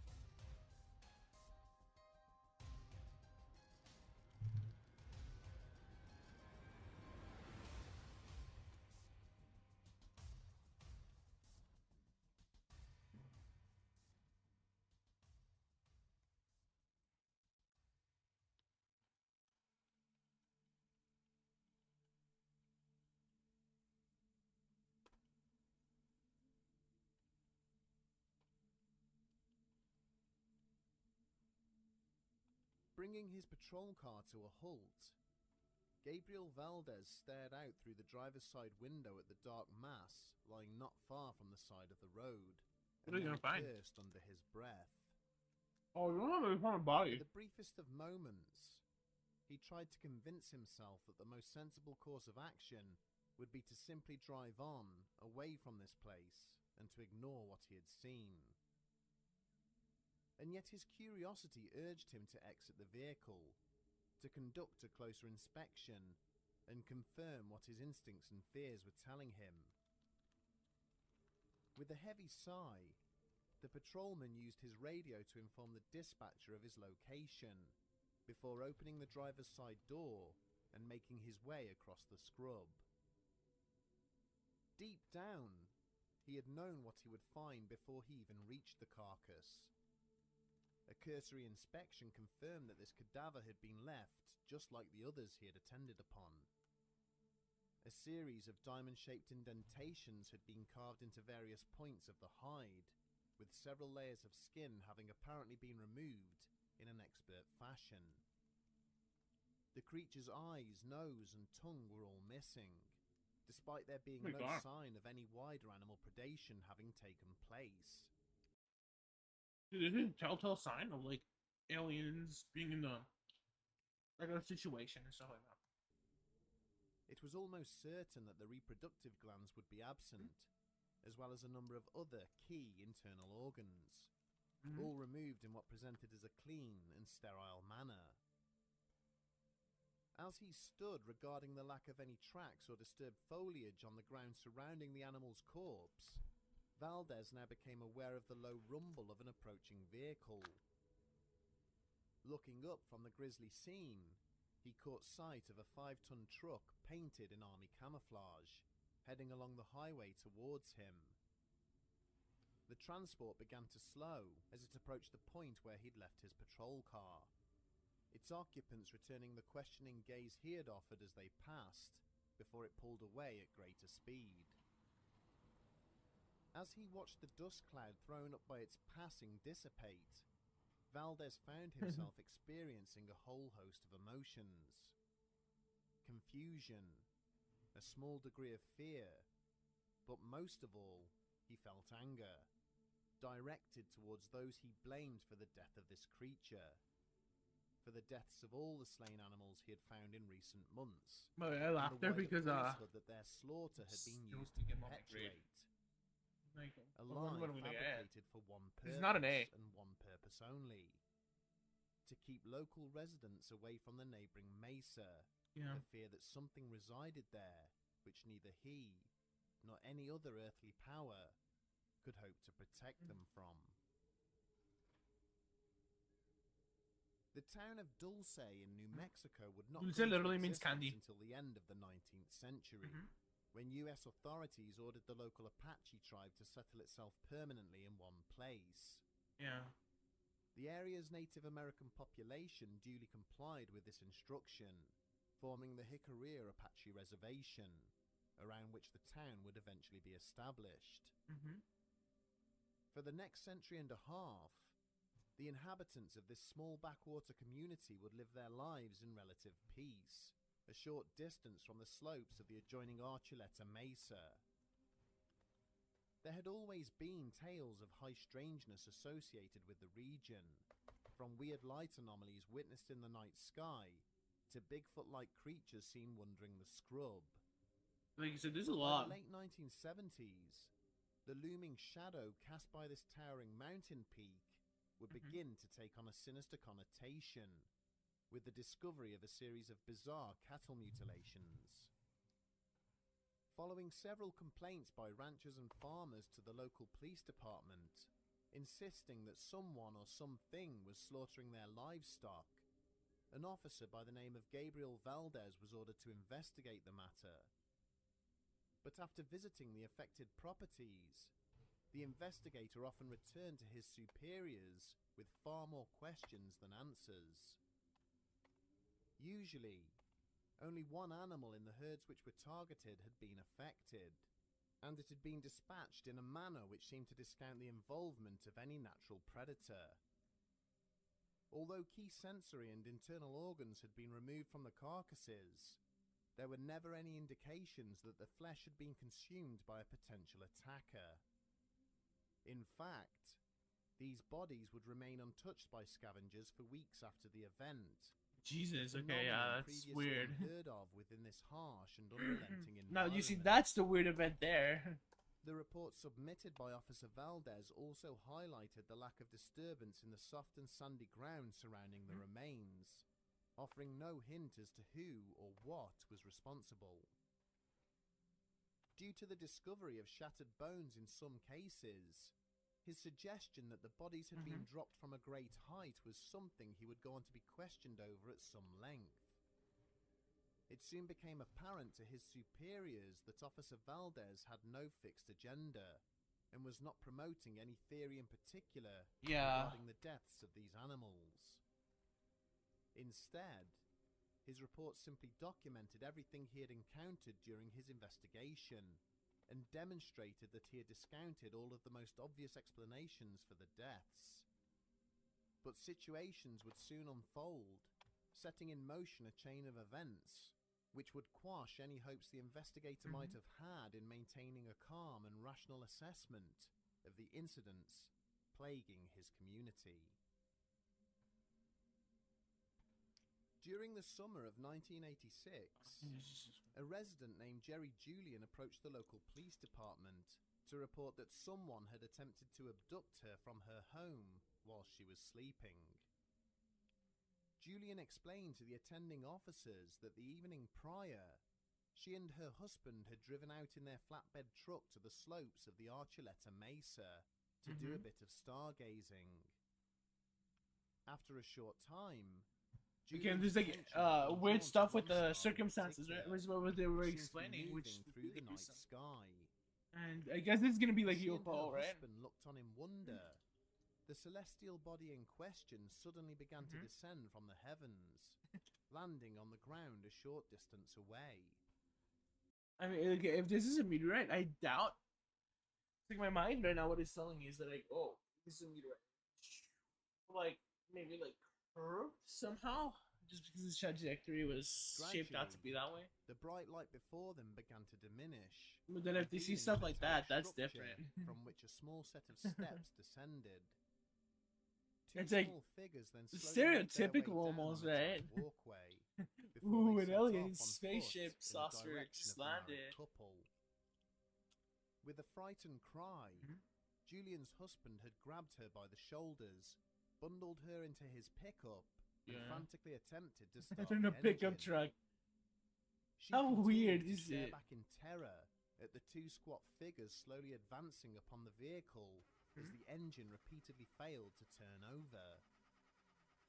It was Oh, only okay, when so the yeah, that strangers makes were sense now. I nearly was gonna feet say, like, away why are from the rear of figures the just truck, walking towards them when they could reaching just use a out as if spaceship? to take hold of it, that the motor suddenly fired into life and allowed the couple. You know, there's like weird close cases with situations like that arise over and over and over again. You know, basically like, oh fuck, my motor's broken, and like, you know, last second, last minute, they end up like escaping, being abducted or whatever, right?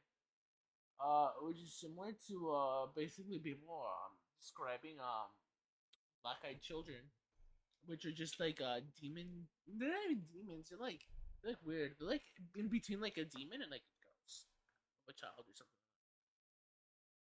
But the point is, in those cases have similar situations where like, oh fuck, you're trash, or like your car went down, or something close happens, or like they almost break into your car and drag you or abduct you or do whatever the fuck you want to do, right? To escape.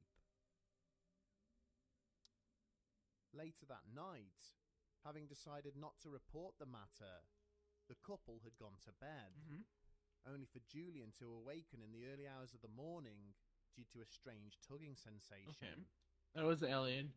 Looking down towards the bottom of her bed, she could see two shadowy figures, identical to those she had witnessed emerging from the strange craft earlier that night. Notice how they would describe the shadowy Realizing figures. she could feel her sheets being pulled off the bed to expose her lower body, Julian attempted to scream. But Nothing came more out. than a Yeah. hoarse and raspy sound had It emerged could be from her mouth. just, you know, not This trauma from quiet stress, but like, whimper, you know, it could be however, stress. had been sufficient to awaken her sleeping husband, at which point the two figures had immediately vanished. Yeah. When questioned further by federal agents who had been tasked with attending the incident, Julian claimed the existence of these entities was common knowledge amongst the native community. Yeah. She even went as far to describe a large hole bored deep into the mountain face, hidden away much further up the slopes of the mesa, which she claimed the creatures used to access the surface. Oh shit! So these are, people that know their shit. And Around the same time that the interesting. investigators were taking Jerry Julian's statement, separate claims of a possible alien base concealed beneath the Archuleta Mesa were being directed towards the local authorities. What the fuck? Security staff at the Kirtland Air Force Base. What is began to going receive a on? string of What? Detailed allegations from a local businessman, stating that he had documented mysterious activity both above and below the mountain chain. Paul Benowitz was already well known to the senior officers at the base, following reports he'd submitted to them of strange lights in the sky above his home in the Four Valleys district of Albuquerque.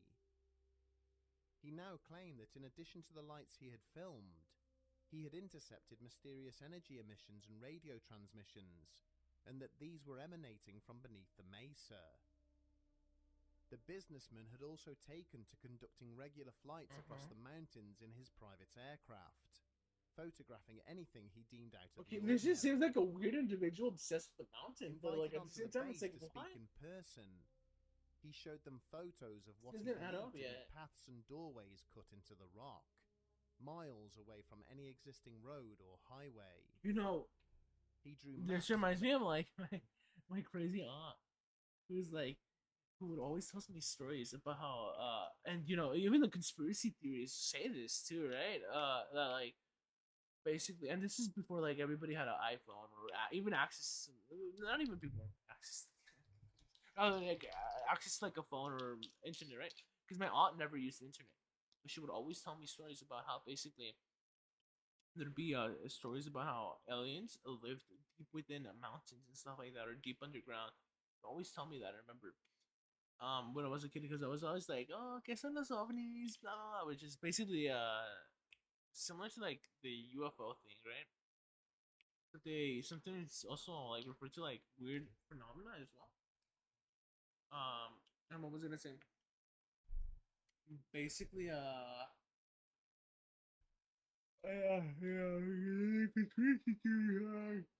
oh yeah, there's alien settlements and bases underneath all of America. Blah, blah, blah, blah. alleged air vents and access points. It's like and weird stuff cited like that. interviews That he had kind of like conducted with the weird, owners right? of mutilated cattle. It's like and why? locals Why who would there claimed be a to have been reason to abducted have in the that? vicinity of the mesa. But the more detail that the impassioned Benowitz chose to add to this ad hoc briefing, Yeah. the less credibility he was extended by his audience. He began to panic, citing discussions with shadowy government agents, claiming that the extraterrestrials living below the mountain were one of 3 separate species to have visited Earth.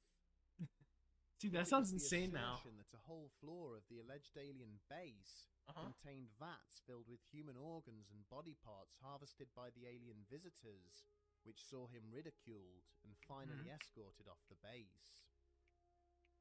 Shortly after Hold on, let me this, check my phone. as the businessman's mental health and coherence continued to deteriorate, he suffered a nervous Oh my god, my mom breakdown. just said get well. On the advice of doctors, Picture my. his family applied to have him committed to a psychiatric facility in 1988, seemingly removing any shred of credibility his initial reports to the military may have contained. But perhaps the most amazing aspect of the stories told by Paul Benowitz is that they are by no means the only such detailed allegations of a secret base concealed beneath the town of Dulce.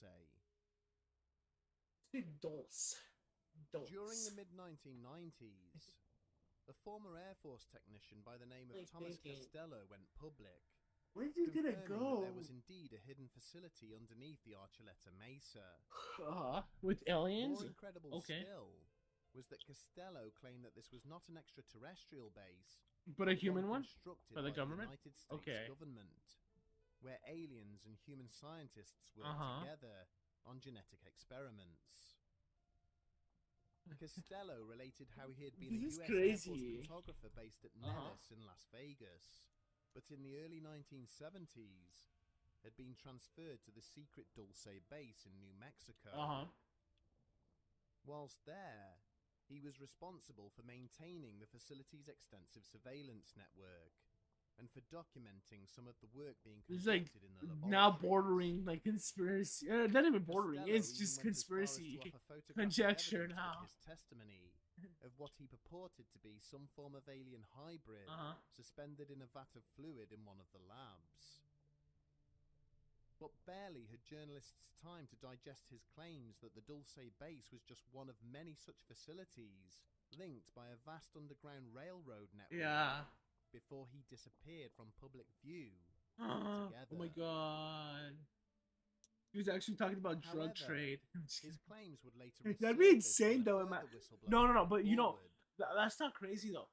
There are rumors that there's like a vast network of underground drug trading. Okay, I'm not gonna switch it up just like that.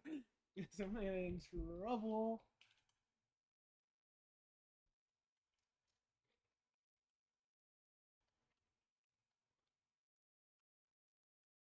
And it's true because there are like drug tunnels that are drug smuggling tunnels for people to kind of transport, you know. This time from within the ranks of the drugs and Dulce stuff. Police Department itself. A former reservation police detective named Avery Tafoya, who had been researching the testimony of Jerry Julian, related how he had stumbled across the reports written by federal investigators assigned to the case.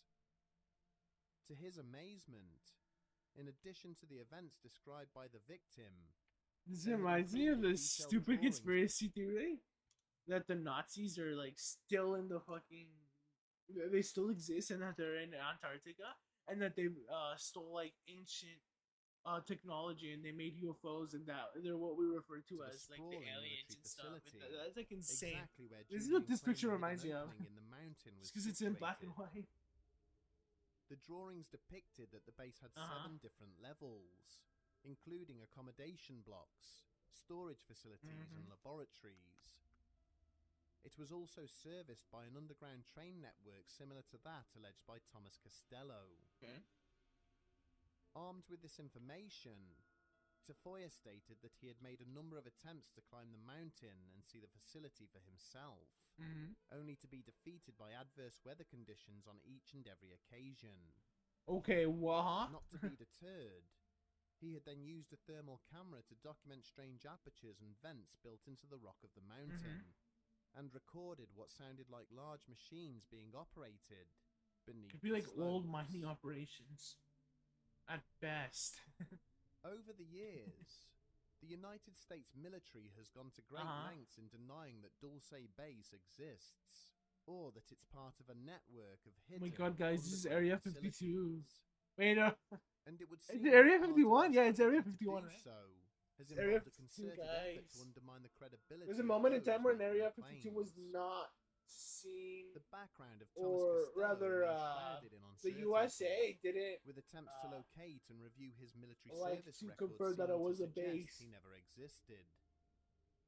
Photographs associated with his testimony have proven to be forgeries, and no formal interview with him has ever been unearthed. Members of the intelligence community have also come forward and admitted to deliberately feeding false information to Paul Benowitz. Yeah. It is alleged that having become uncomfortable with his obsession and surveillance of the secure Manzano weapons storage complex, the Air Force invented the fictional Dulce base in order to distract the businessman. Yeah. They even claim to have placed machinery and fake air vents on the Archuleta Mesa for him to photograph, in order to convince him that a base existed there and draw him away from genuine military facilities. Am I hearing this right? The government it basically boils down to the government pranked the businessman in order to make the businessman just you know, happy, just so like they wouldn't hear of that guy ever again. Is that all I'm hearing? That in itself sounds like a conspiracy. I'm just gonna say it right now. I think this is just a nothing burger of a story. There's nothing there. Gabriel Valdez The himself story's a was little always refused to believe sensationalized and stories stuff. of a base at the Mesa, Uh-huh. extraterrestrial or otherwise. Mm-hmm. Prior to his death in 2011, the former police officer told his son that he believed it was humans who had mutilated the cattle near the town, Yeah, and not for aliens. sure. He cited secretive nuclear testing in and around New Mexico during the 1960s, claiming samples had secretly been removed from local cattle to test for radiation poisoning.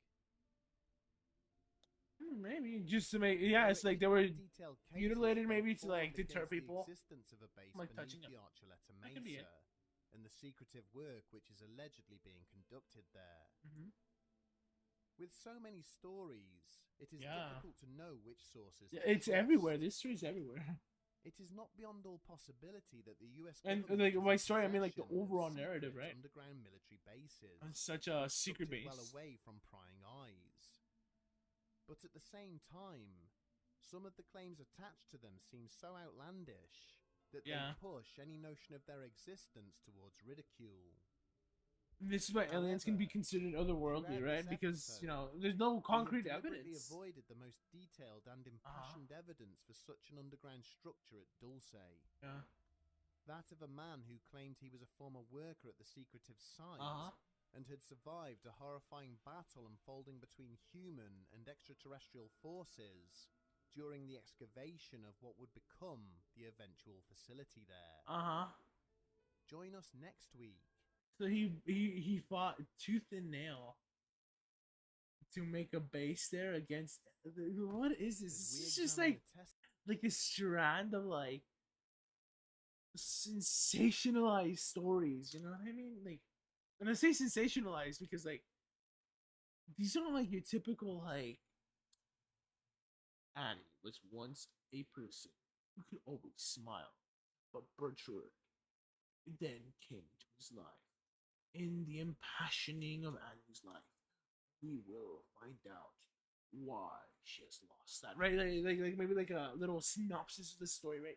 You know what I mean? It's not like that. It's not your traditional like story that even starts off like maybe like recollecting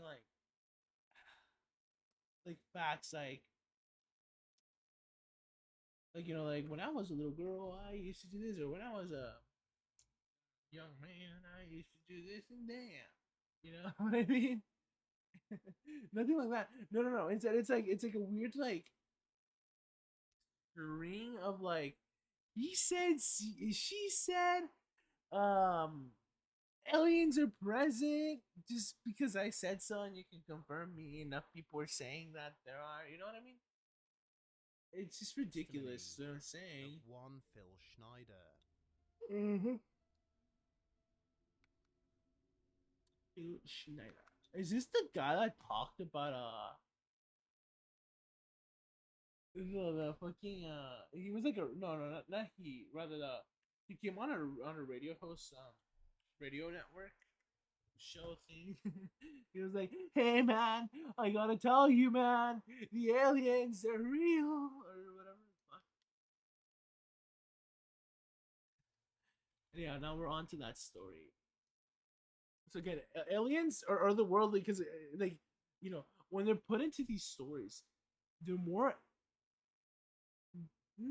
akin to like literary elements, but like at the same time they're more put into like this notion that they're the outsiders, we're the good guys, or stuff like that. You know what I mean? Like we fought tooth and nail against these motherfuckers, right? We gotta fucking build a base there, right? Sort of thing. Kind of weird. In our previous episode, we examined reports from various individuals who stated that there is a secret facility buried deep beneath the New Mexico town. They kind of didn't show that many cases of like people kind of like derailing the testimony. Who is arguably the most controversial figure in the allegations surrounding the possible existence of Dulce Base.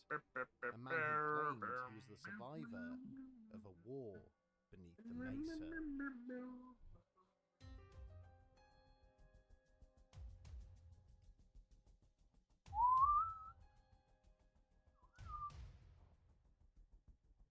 ba da dum bum. Bum ba da dum bum ba dum ba dum ba da dum bum. Ba da bum bum. Da da da da dum. It's so weird.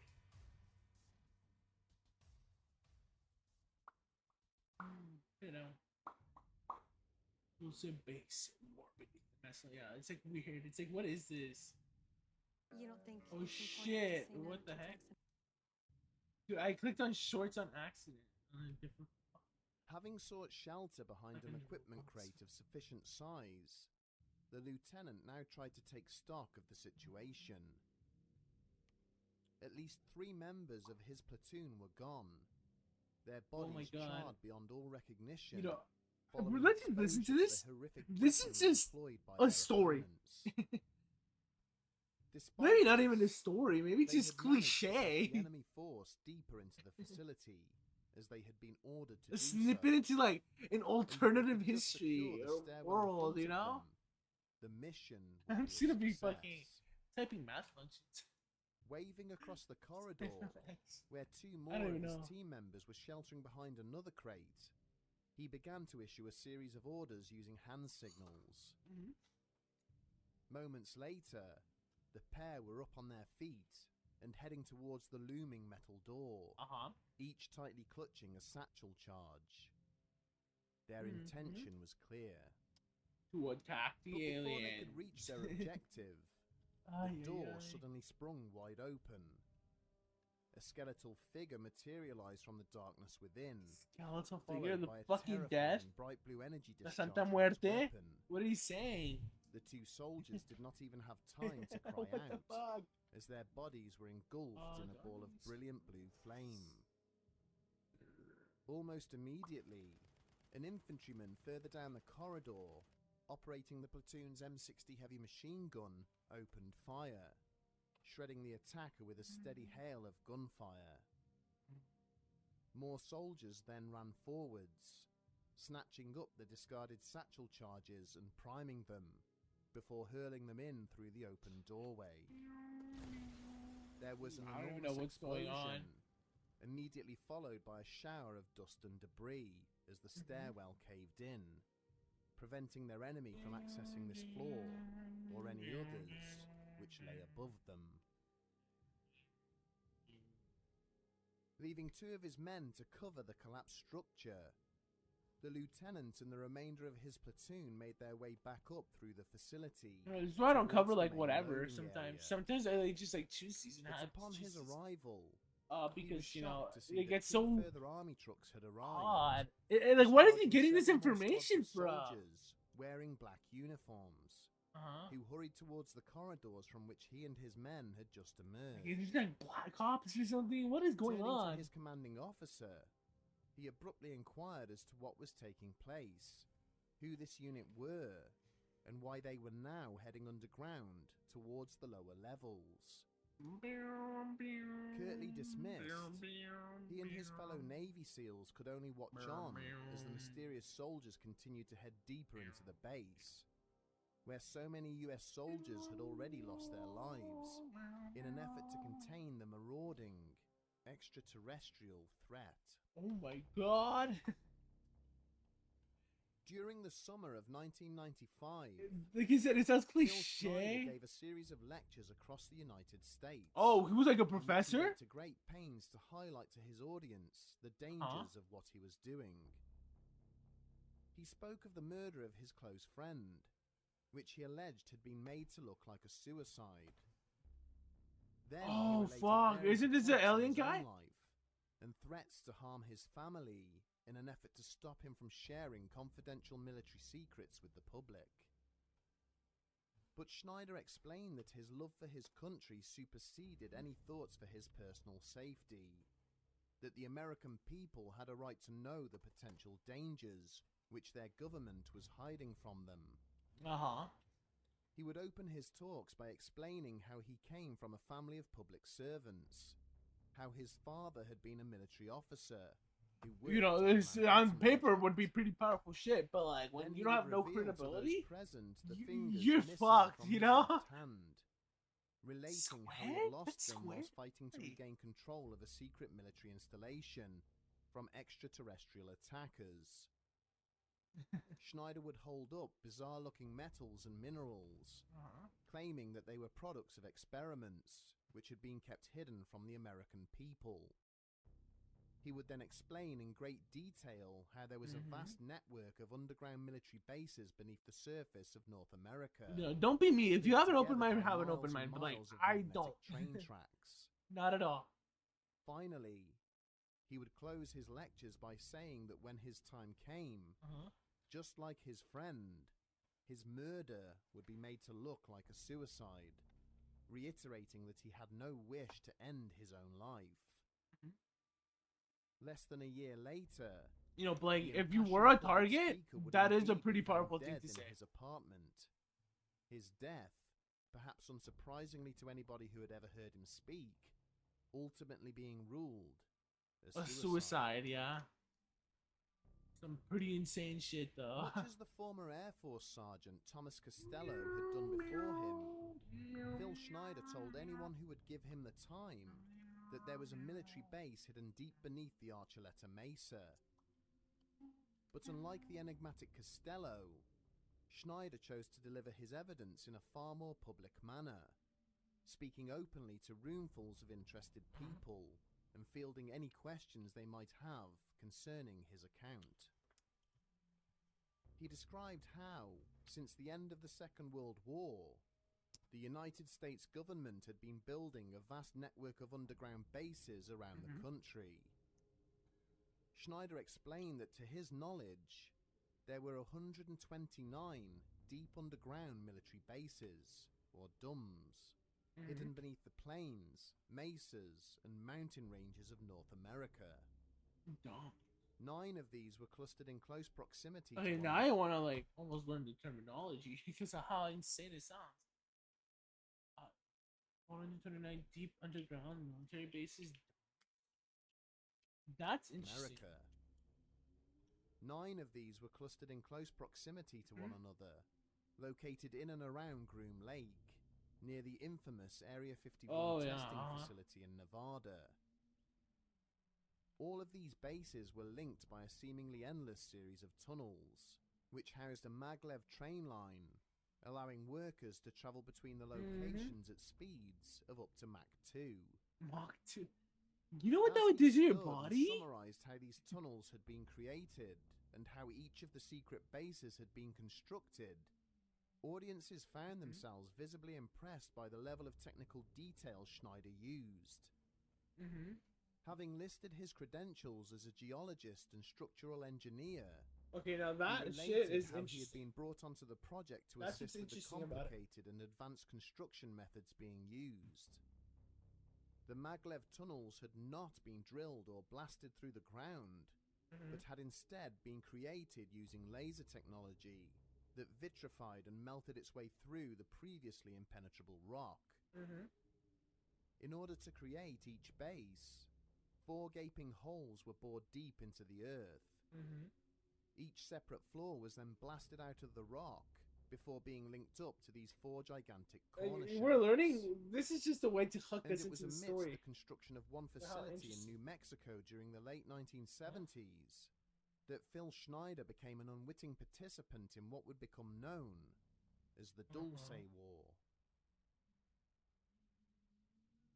Schneider maintained that in August of 1979, construction on the Dulce base had begun to fall behind schedule due to issues relating to the drilling of one of the corner columns. The facility was being tunneled out. It's like, beneath what the does this guy southwest have to corner of the gain from Archuleta giving these Mesa. big But every time the stories, drilling right? team That had the attempted guy to pass a certain depth, lasers. they found that their machinery was mysteriously failing. Okay, see now this is why I In say an there's no effort to credibility discover here. what was frustrating the drilling operation, So Schneider the U.S. government has all this technology, all this stuff, all this these methods of fucking doing this, right? And they can't find out why the fucking machine is failing. One of the people was like, "I used a flare camera to see vents and blah blah blah." It's like they couldn't even use that and see which chip was just like cold or moderately like colder than usual. You know what I mean? In like technology like this, if they add chips and stuff like that in there, microcontrollers, processors, whatever the fuck it would be. Snyder and a Green You know what I Beret mean? bodyguard had been lowered into the It's like entrance shaft insane. via a crane. But as soon as he stepped out of the crane basket into what appeared to be a pre-existing cave network, he had instantly realized that something was very wrong. There was a bitter and unnatural stench in the air, as the drilling operation had now allowed ancient gases to escape from the void beneath, along with a mysterious and subtle residue on the unusually smooth walls of the caves. It was at this point that a tall and slender grey figure had suddenly stepped out of the shadows in front of him, carrying what appeared to be a weapon of some description. Utterly terrified by this creature's unearthly and intimidating appearance, Schneider had used his sidearm to kill it, only for two more to then emerge out of the darkness behind. Backing towards the crane basket and firing wildly, the engineer had managed to fell one of the pair, only for the other to then use its own weapon upon him in retaliation. Schneider was instantly consumed by an eerie blue light, and felt a huge jolt of electricity burst through his body, which had sent him crashing to the cave floor. When he came to, he found himself being bundled into the crane basket by the Green Beret, who then turned and engaged more of the creatures, as the basket began to ascend without him. Upon his return to the surface, the doctors who treated Schneider found severe damage to both his left hand and foot, with several fingers and toes missing. After he had explained to his superiors what had taken place, he was removed from the project, but later discovered that construction had continued despite his encounter. For the next year, it was alleged that further battles beneath the mesa ensued, as US Special Forces clashed with alien interlopers, who appeared intent on frustrating the construction of the base. Yeah, because you're fucking Schneider invading where they claims that live. in total, 66 soldiers and countless extra. Like, I hate how this lost guy's their taking the lives perspective of like the before an American. uneasy peace was finally formed between the two opposing sides. He went on to allege that the aliens who had been residing beneath the mesa had worked with humans ever since, creating numerous scientific breakthroughs which had gone on to assist mankind. And only mankind, right? Throughout 1995, Oh my god, like, I'm just so Schneider mad. continued to tour the United States, giving talks in which he listed numerous other alleged conspiracies, alongside the revelations of deep underground military bases. Next, he's gonna say George Washington is still alive. If he was still alive, right? It soon became apparent that the former engineer was beginning to struggle with what he had started. He described how he had been involved in a shootout with federal agents, killing one in self-defense, and how an attempt had been made to kidnap his daughter in a bid to force him to stop delivering his lectures. Then, in January of 1996, 2 months after his final speech in Denver, federal agents arrived at the home of Schneider's ex-wife, Cynthia. They explained how Phil had been found dead in his apartment in Wilsonville, having apparently decided to take his own life. The agents went on to conduct a search of Cynthia's house, removing any notes or materials relating to Phil and his lectures, before then leaving.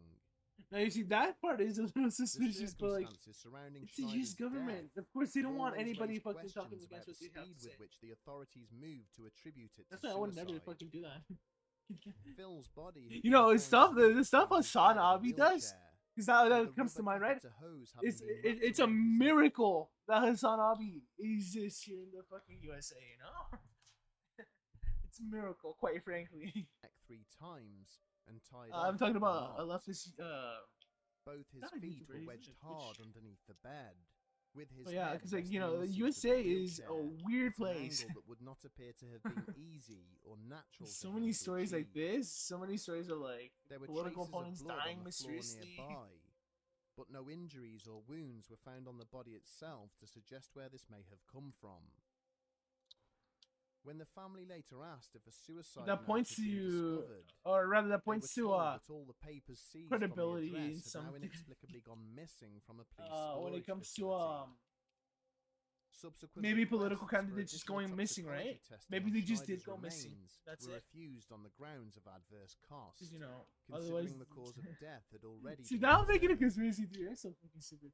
Further and more Yeah, adamant you know. demands for these tests would also be refused, because the samples had The apparently CIA been though is a destroyed real by the thing, and they did laboratories that had been storing them. go to Latin America and try to like One destroy detective it. who later spoke privately with the family And they stated kinda that did. with the missing fingers on Schneider's left hand, it would have Certain been industries almost that belong impossible to them, for him right? to have tied in off order the to serve, catheter and those himself. newer industries that rose kind of When the served the officer American in government. question had shared these Kinda. concerns with his superiors, he had They been more ordered to benefit keep and his observations to himself pay tribute, right? before then being So- reassigned to a different case. It appeared that even in death, Phil Schneider was continuing to raise awkward and uneasy questions for those in positions of authority. Mhm. When taken in context of the many accounts which already exist regarding a possible underground base at Dulce, Yeah. the testimony of Phil Schneider appears to be compelling. Mhm. Many of the experimental compounds and construction techniques he listed during the course of his lectures were mere concepts during the late 20th century, Yeah. but have gone on to become commonplace in modern building work. Like how? His descriptions of the And like base what? layout and the functions of each of the 7 levels were also eerily similar to those offered by other witnesses, people whom he'd never met or associated with. Mhm. And yet, even the lightest touch of scrutiny has shown his accounts to be marred by falsehoods and inaccuracies, Yeah.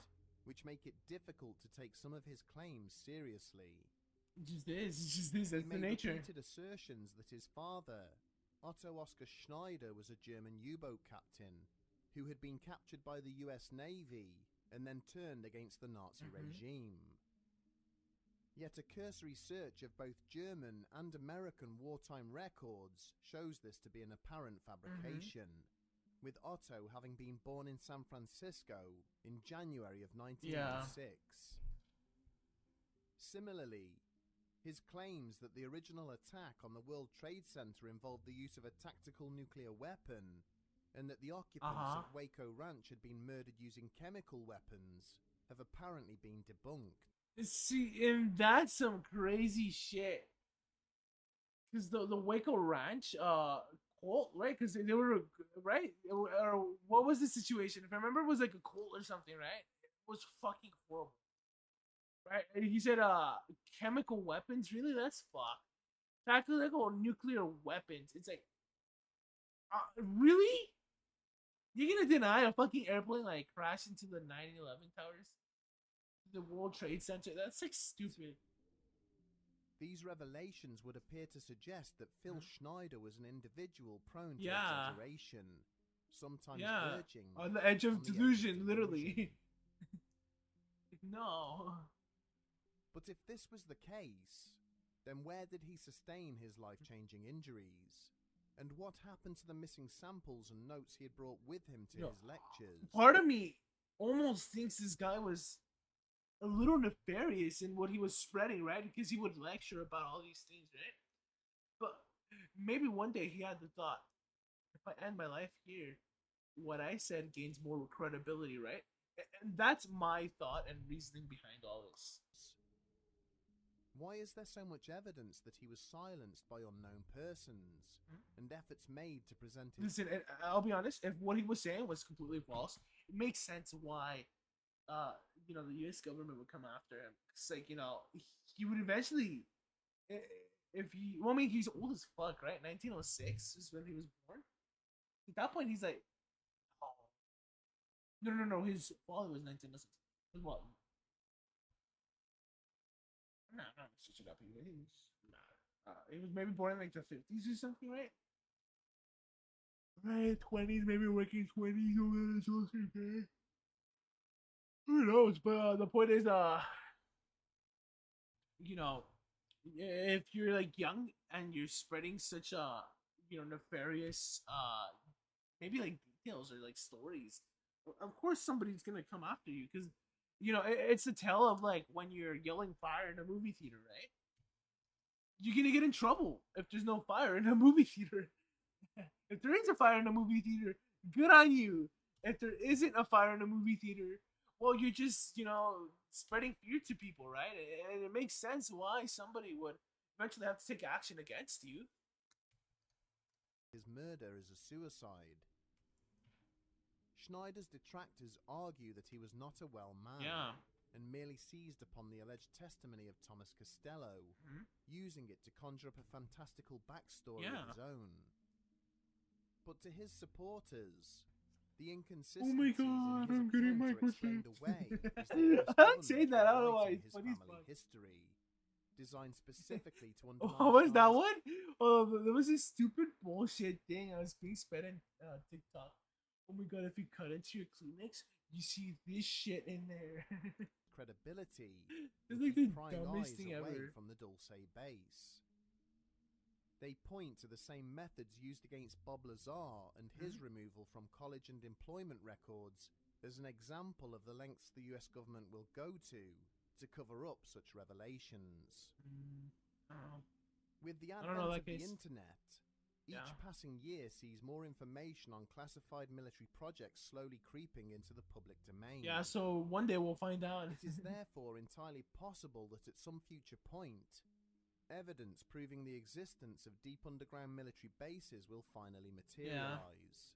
Or it may be that advances in technology enable investigators to finally disprove the existence of such facilities once and for all. For now at least, it seems there is a lot more digging to be done. Yep.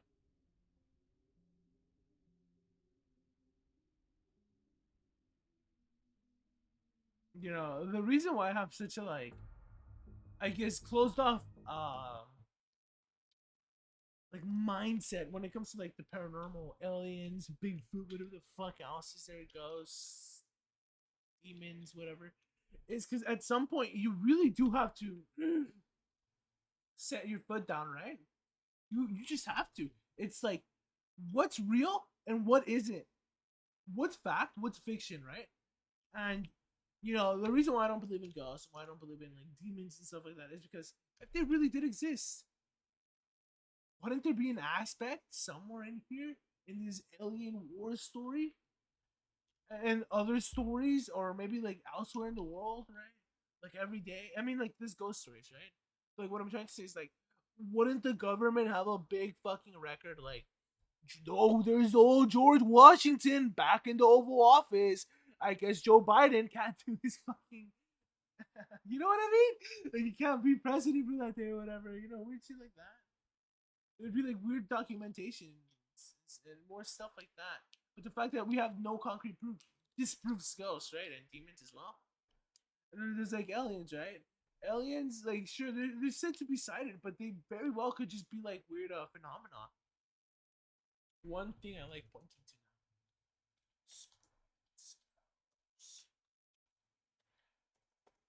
Atmosphere. And stuff like this. Weird phenomena in the sky that happens, right? Like, the elf is little ring right here. The sprite is the weird red thunder that turns blue at the bottom. The blue flare or blue jet is just the clouds, right? Like, say it's like a stormy night and you think you see a UFO in the sky and you see this weird fucking thing. Nobody can see this, by the way. Maybe only animals that can like receive the light wavelengths, but nobody sees this. Only pictures can really see these phenomena. There's like an actual picture. I think they're here. Yeah. You know what I mean? Maybe you did snapshot a picture and you saw something like this, right? You'd be like, "Oh shit, that's an alien! Look, the UFO or weird aliens or whatever, right?" Maybe like, people confuse stuff like that for like UFOs or even aliens. But like, there's another explanation to aliens too, and that's that sleep paralysis. In sleep paralysis, you kind of sometimes see your biggest fear, or rather something scary or eerie, kind of like creeping up to you because the nature of being unable to move is scary, you know, and your mind starts playing tricks, and then maybe he's not even fully awake, and that's like your dream, right? Because for me, my sleep paralysis experiences have been like pretty tame. I mean, I do see sometimes things, right? And maybe having a stressful week causes you to see these weird alien creatures, right? Maybe because you haven't heard stories, which is why you see such original beings, or maybe because you've just heard too many of these stories that you eventually start seeing them, right? There's like logical ways to explain stuff like that, right? And they come in different facets, and there maybe stuff like maybe for all we know, the ancient Mayans, right? Had ways of like getting data from the stratosphere and noticing these weird anomalies in the sky, right? And they contextualized it as something a little different than what we contextualize sprites, right? What if like they over time, because we lost like ways to translate stuff like that, we just look at the drawings and we're like, oh, that's an alien, or oh, that's like a UFO, right? There's stuff like that that always happens, and it's important to keep in mind. Hopefully, I'm making sense. But yeah, now we're on to a history of shadow people. These are shorter videos. Um, Tonight is probably gonna turn into like a story night where I just play Splatoon or some other game. I don't plan on if I do end early for whatever fucking reason. I don't know. I don't know what to say other than I guess I'm sorry. Like yeah. These are 3 minute, huh? Okay, 20. What? Oh, 5 minutes long, 25 minutes long. Uh, 5 minutes, 10 minutes long, and then 45 minutes. Yeah, okay. Oh, let me get my Switch. I don't want to play balloons. Like I said, I don't want to play that game. So we'll just be listening to stories all day long, probably. Playing games like Mario Kart later on. Ugh. I'll be honest, I do not want to play while listening to these stories because I don't know. That's all I want to take with the study.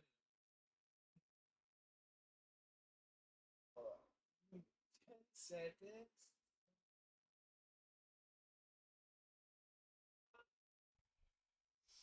It'll hopefully come with the Switch though.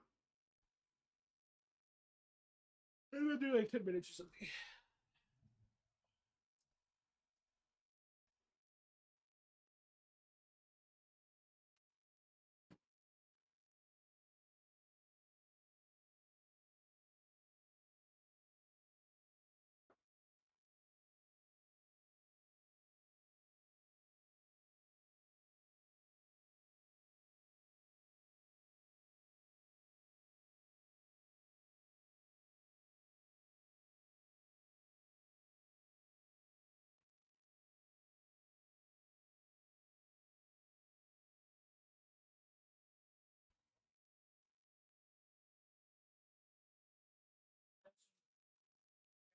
Just maybe the Switch.